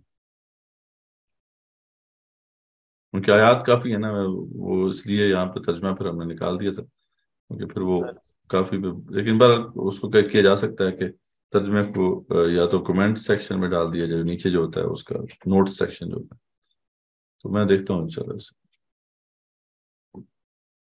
آپ نے سر کو بندگی اور اس حوالے سے بھی مجھے ایک دو شیئر کرنے تھے. اچھا، مجھے یا تو پھر ایسا کیا کریں نا، وہ یاد نہیں آتا مجھے میسج کر دیا کریں بس ایک ریمائنڈر سیپریٹ. یہ ٹھیک ہے، سیپریٹ مجھے نا پرسنل اس پہ کر دیا کریں تاکہ پھر وہ یاد رہے. جی انشاءاللہ. ٹھیک انشاءاللہ. تو جی یہ بہت بڑا موضوع ہے یہ، اور جیسے میں نے ذکر کیا کہ یہ کوئی راکٹ سائنس نہیں ہے. یہ اسپرٹ ہی اگر ہوگی کسی قوم میں تو وہ قوم کھڑی ہو سکتی ہے، کچھ کر سکتی ہے. دو ہی صورتیں ہیں نا آپ کی، دو ہی حالتیں ہیں، یا تو آپ غلامی پہ راضی ہیں یا آپ آقا بننا چاہتے ہیں. ٹھیک ہے، تو جہاد کا تصور کیا ہے کہ آپ آقا بننا چاہتے ہیں، یہ آقانہ سوچ دیتا ہے آپ کو. دوسرا پھر دوسری حالت یہ ہے کہ جو اوپر آ جائے بس آپ نے تو سر تسلیم خام کرنا. تو جو قوم میں پھر جو غلامانہ سوچ رکھیں گی تو وہ تو اسی طرح پھر ماتحت ہی رہیں گی. تو یہ ایک بہت بڑا المیہ ہے کہ چھوٹی سی بات ہے، لیکن اس طریقے سے ہمارے اندر سے اس کو آج جو ہے نکال دیا گیا ہے۔ حالانکہ بہت کام ہو رہا ہے، آپ دیکھیں قرآن کے اوپر بڑے بڑے حلقے ہو رہے ہیں، ٹھیک ہے، قرآن کی سٹوری نائٹس ہو رہی ہیں اور پتہ نہیں کیا کیا چل رہا ہے، لیکن یہ جو اتنا بڑا چیپٹر ہے، یہ جیسے کہ قرآن میں ہے ہی نہیں۔ اتنا بڑا ظلم ہو رہا ہے قرآن کے ساتھ۔ مطلب قرآن بھی اب، حالانکہ قرآن تو وہ ذریعہ تھا جس کے ذریعے سے یہ جذبہ زندہ ہونا چاہیے تھا، لیکن انفارچونیٹلی اب قرآن کو پیش بھی کیا جا رہا ہے اور یہ پورا چیپٹر نکال کے پیش کیا جا رہا ہے، مطلب یہ کمال کی بات ہے۔ تو بہرحال یہ کتمان حق جو ہے یہ بہت بڑے پیمانے پہ اب ہو رہا ہے، اب اللہ تعالیٰ ہی بچائے اس سے، اس پہ بڑا سخت عذاب ہمارے پر نازل ہو سکتا ہے۔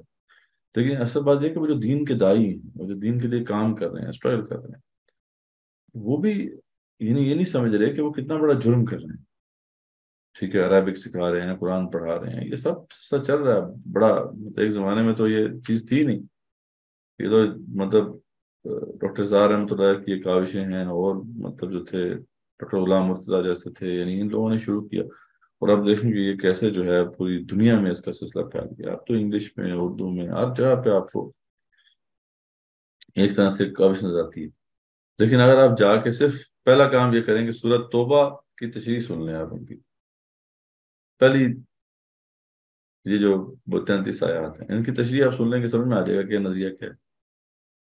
باقی تو ہے ہی، لیکن یہ کہ سورۃ توبہ جو کہ جہاں پہ اس کلائمیکس ہے ایک طرح سے اس موضوع، آپ اس کی تشریح سنیں گے، آپ کو پتہ ہی چلے گا کیا ہوا ہے، مطلب کوئی اپلیکیشن پتہ ہی چلے گی کہ آپ کے لیے کیا ہے۔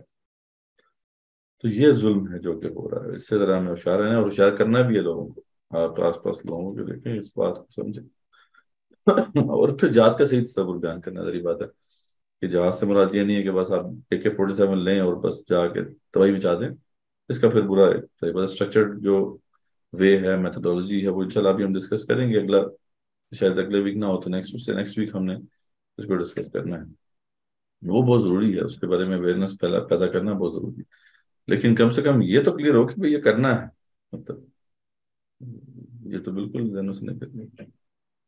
سر آپ کے خیال میں جو ترجمہ کیا گیا ہے اسی میں ہی کتمان حق ہو گیا، یا اس کی جو تشریح تفسیر جب کی جاتی ہے وہاں پہ گڑبڑ ہوتی وہ تشریح نہیں کرتے نا، دیکھیں ترجمہ تو آپ پڑھ دیا، جیسے میں نے یہ آیت پڑھی آپ کے سامنے، میں آپ کو پڑھ کے ابھی کتمان حق کر کے دکھاتا ہوں، یہ ہے نا یہاں پہ ابھی تو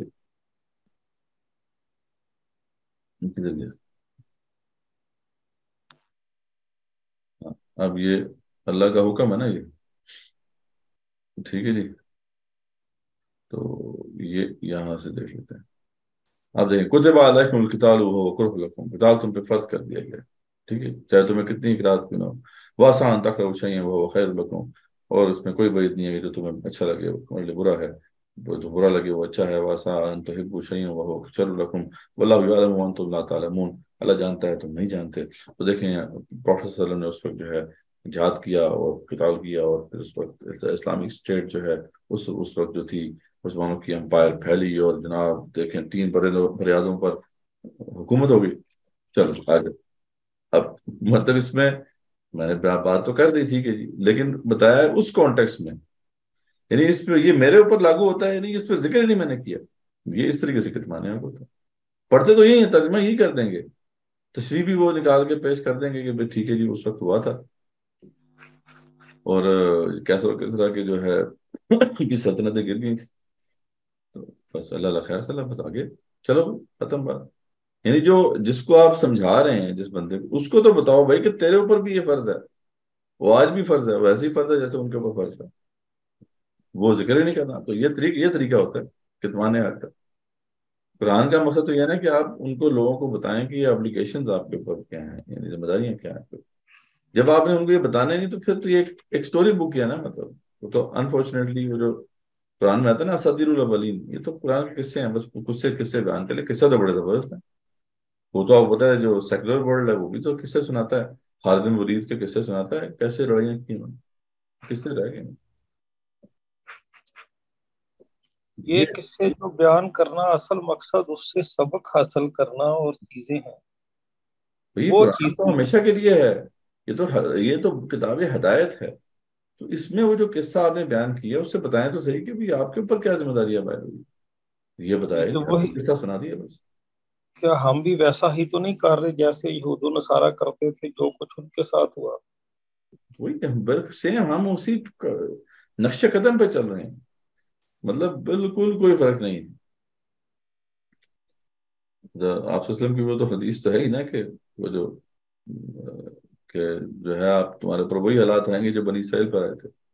ٹھیک ہے، یہاں تک کہ حسب النعل بالنعل کی جو بات ہے کہ جیسے جوتیاں جو ہیں برابر ہیں، تو ہم اسی نقشے قدم پہ چل رہے ہیں. انہوں نے بھی ایسے گول مول کر دیا تھا اس کو، یہ پھر بعد میں بھگتا انہوں نے، غیر قومیں ان کے اوپر قابض آ گئی. ٹھیک ہے نا، جب جہاد سے انکار کیا پہلے تو 40 سال کی سرحد نبردی ہوئی، بعد میں جب پھر جہاد کے لیے اٹھے تو پھر ان کی حکومتیں بنی کچھ، وہ جو یوشع بن نون کی قیادت میں.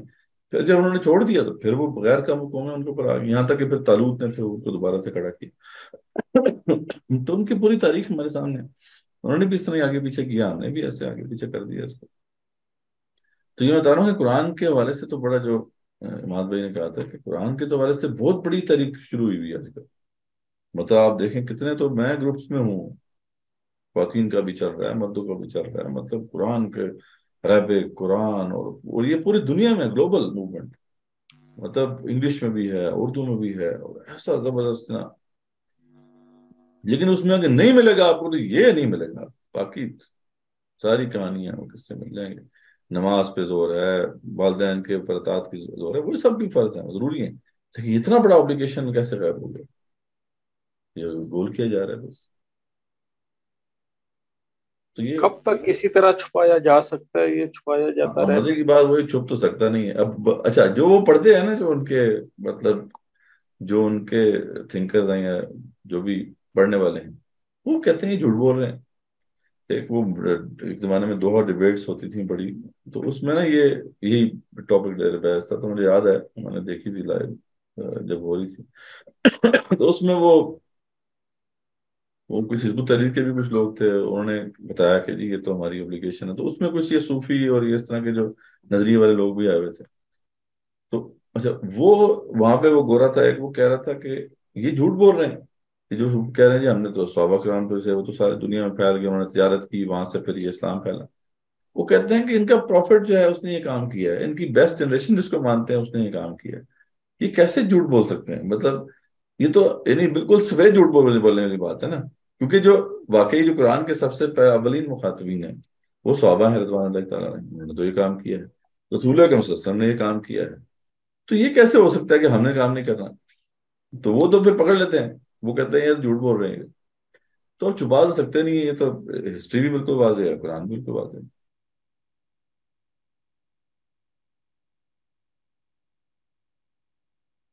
ٹھیک ہے، تو یہ وہی بات ہے جیسے آپ نے کہا کب تک چھپائیں گے، چھپ تو سکتا نہیں. لیکن اپنی آخرت ہم برباد کر رہے ہیں بس. تو ہوگا کیا اینڈ میں؟ یہ کام تو چھپنے والا نہیں ہے، نہ یہ کام رکنے والا ہے. یا تو کوئی اور کام، ہم تو یہ کہتے ہیں یا کوئی اور کام کر لو، یار کوئی اور دھندا کر لو، کوئی اور کام کر لو، یہ کام چھوڑ دو. لیکن اگر یہ کام کرنا ہے تو پھر صحیح طریقے سے کرو، ورنہ پھر آخرت میں پکڑ نہیں سکتا ہے کہ تمہارے حق پہ تو اللہ تعالیٰ نے جو سنائی ہے بنی اسرائیل کے علماء کو، اللہ کہتے ہیں اللہ قیامت والے دن کی طرف دیکھے تک دیکھے گا بھی. تو یہ ہمیں دعوت کے حوالے سے یہ بات سمجھانی پڑے گی اور اس اویئرنیس کو عام کرنا پڑے گا. غلط بات ہے کہ اس کو سننے والے اس کانسیپٹ کو ہضم کرنے والے نہیں، اس لیے تو ہم پہلے ایمانیات کا رکھتے ہیں نا. آپ نے دیکھا کہ ایمانیات کا پورا ایک سارا سیٹ اپ ہے، وہ پہلے مائنڈ کو یہ قرآن کا بھی اسلوب ہے. پہلے آپ دیکھیں گے مکی جو دور قرآن ہے اس کے اندر یہ ٹاپک زیر بحث نہیں ہے، اس میں پہلے دل کو تیار کیا گیا ہے، اس کے بعد پھر یہ ٹاپکس آتے ہیں. تو اس لیے ہم پہلے وہ ایمانیات کا پہلے کرتے ہیں تاکہ لوگ پہلے اس مائنڈ سیٹ میں تو آئیں، پھر یہ کانسیپٹ دیتے ہیں تو شاید کوئی سمجھ لے. ورنہ اگر اس کے بغیر ہی آپ نے کانسیپٹ دے دیا تو پھر تو وہ ویسے ہی ریجیکٹ ہو جائے گا نا، یار یہ تو ہے ہی مطلب ایکسیپٹیبل ہی نہیں.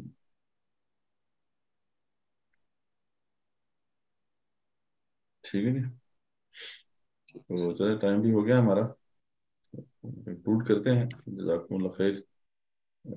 جو ہے آپ لوگ کی جو پارٹیسپیشن ہے یقیناً جو ہے وہ قابل تحسین ہے، اور اللہ تعالیٰ آپ کو اس کا اجر دے. الحمدللہ ہم نے کافی سفر کور کیا ہے، اور جو ہیں آپ لوگ یہاں عماد بھائی ہیں، سجاد بھائی ہیں، اور کیوں بھائی ہیں، قادری سے آ رہے ہیں، شکریہ بھی.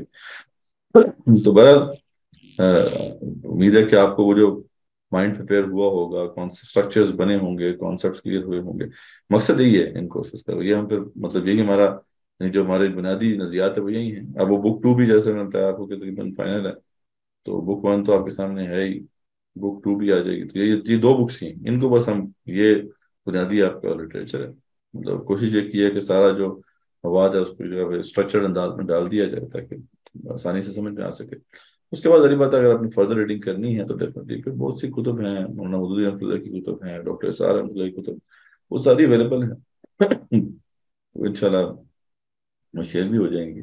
اس کے علاوہ بھی بہت کچھ مواد ہے پڑھنے کے لیے، لیکن ہم نے کوشش یہ کی کہ سارا جو ہے مواد جو ہے اسٹرکچرڈ انداز میں وہ آ جائے صرف 2 بکس کے اندر، تاکہ وہ انڈرسٹینڈنگ ڈیولپ ہو جائے. اس کے بعد پھر آگے مزید اسی گہرائی میں اترنا ہے تو بہت کچھ ہے، بہت کچھ پڑھنے کے لیے. تو یہ ہے جی انشاءاللہ. کوئی اگر کوشچن نہیں ہے، کمنٹ نہیں ہے تو ہم کنکلوڈ کرتے ہیں. انشاءاللہ ریکارڈنگ تو آپ کو مل ہی جائے گی جیسے کہ ملتی ہے. ٹھیک ہے جی، کوئی اور اگر نہیں ہے تو پھر ہم کنکلوڈ کریں. جی پلیز. جزاکم اللہ خیر. ربنا تقبل منا انك انت السميع العليم واخر دعوانا الحمد لله رب العالمين. الصلاة والسلام على رسوله وعلى اله وصحبه اجمعين برحمتك يا ارحم الراحمين.